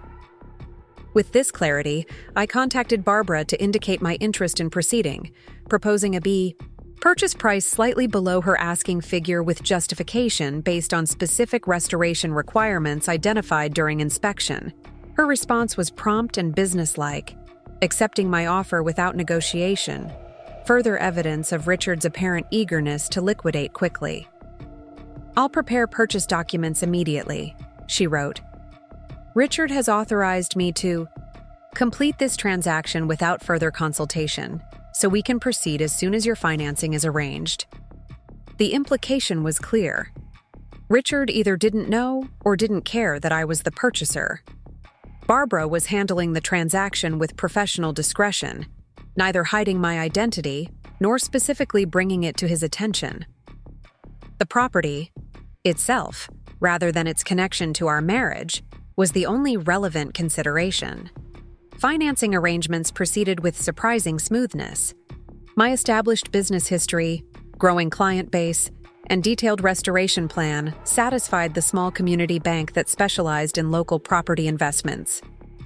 The partial down payment from my savings demonstrated commitment without depleting working capital necessary for ongoing operations. "The numbers tell a compelling story," the loan officer commented during our final approval meeting. "Your restoration expertise creates value that significantly mitigates traditional lending risk. We're essentially financing your professional capabilities as much as the property itself." The observation captured exactly what had changed in my life over the past year. I was no longer defined primarily through relationship, Richard's wife, corporate hostess, social support system. I was now evaluated based on my own demonstrated capabilities, my professional reputation, my business acumen. The transformation wasn't just psychological, but tangibly reflected in how others assessed my worth. Closing on the property occurred with anticlimactic efficiency, documents signed electronically, funds transferred between financial institutions, keys and security codes provided through Barbara's office. Unlike purchasing our marital home, which had involved Richard's triumphant handshake with the seller and celebratory champagne, this transaction completed with practical simplicity that reflected its nature as business investment rather than emotional milestone. I chose not to visit the cottage immediately after closing, focusing instead on planning the restoration approach and assembling necessary resources. James helped develop a phased implementation schedule that would allow us to balance cottage work with ongoing client projects. We identified specialized tasks that would require additional expertise: electrical system replacement, coastal erosion mitigation, period-appropriate insulation techniques.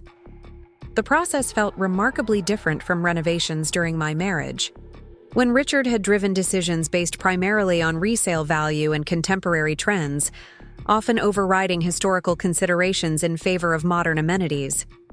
This restoration would balance historical authenticity with practical functionality, preserving original elements while selectively integrating modern systems where appropriate. 2 weeks after closing, with preliminary plans complete and initial materials ordered, I finally returned to the cottage. Alone this time, needing space to process the transition from memory to reality, from association with married life to foundation for independent future. The spring evening was cool but clear, salt-tinged breeze rustling through beach grasses as I followed the flagstone path to the front door. The brass key felt substantial in my hand, its weight representing not just property ownership, but reclamation of agency. I was entering not as guest or wife, but as owner and creator, responsible for the vision that would transform this neglected structure into something both historically authentic and personally meaningful. Inside, golden evening light filtered through dusty windows, illuminating empty rooms that seemed to hold their breath in anticipation. I moved slowly through the space, seeing beyond current disrepair to possibilities waiting beneath surface damage.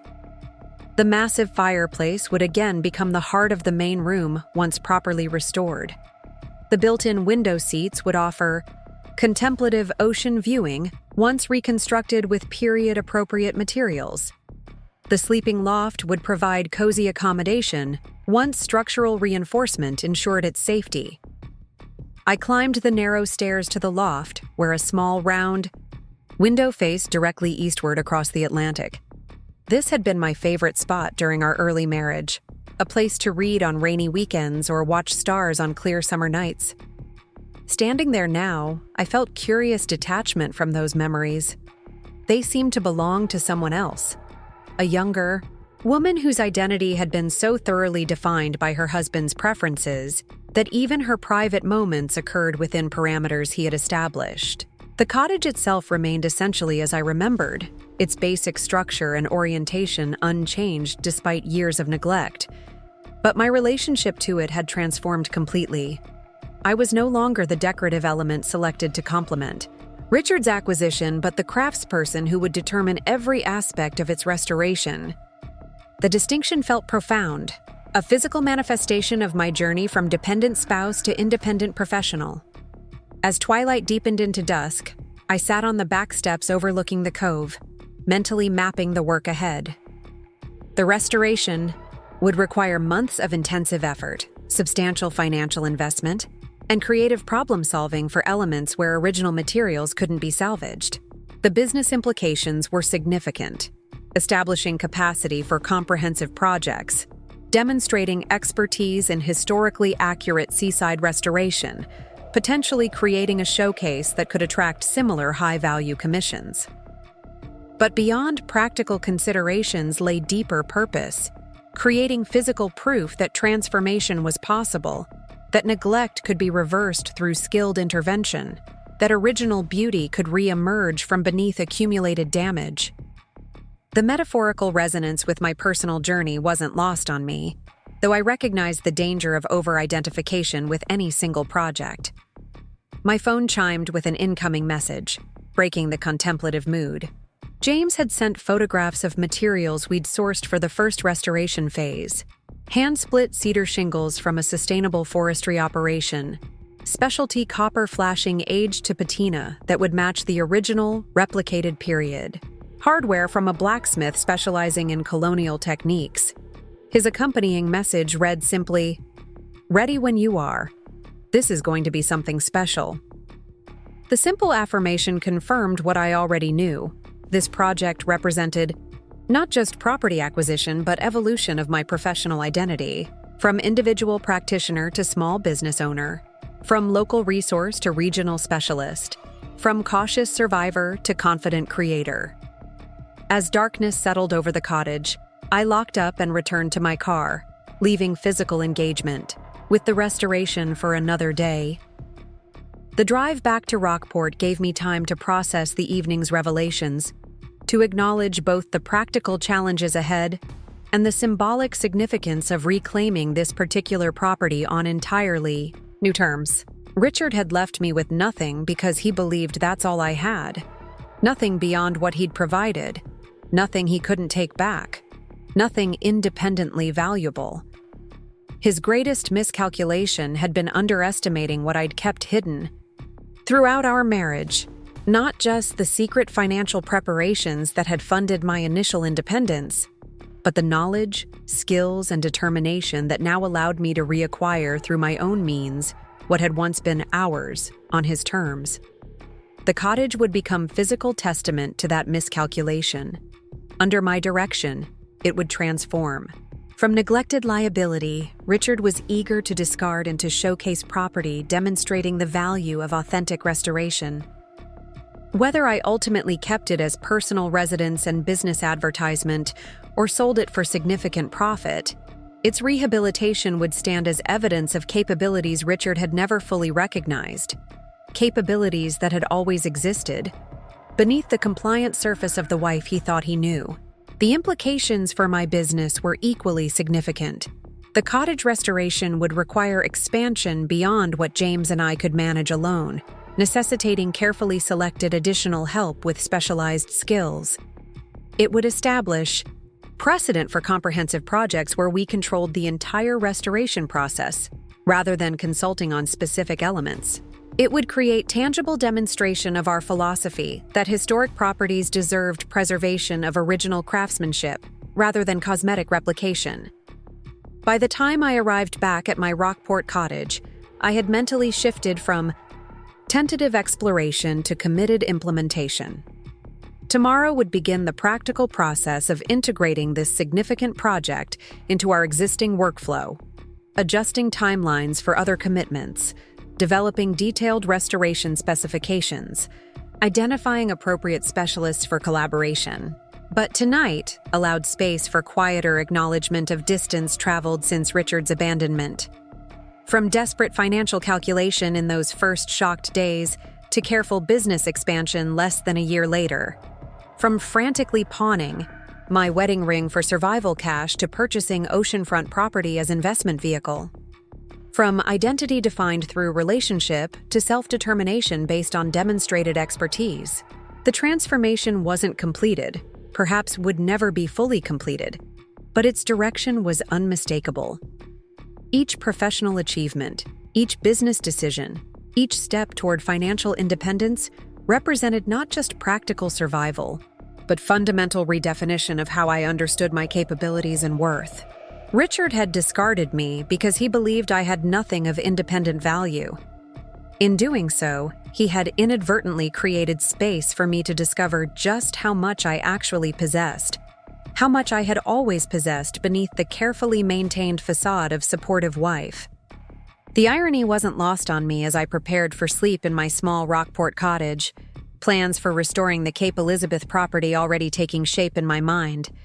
His greatest act of cruelty had become, through my own determination, the catalyst for my most authentic self-creation. If this one hit the mark, you won't want to pass these up. Just click and check them out.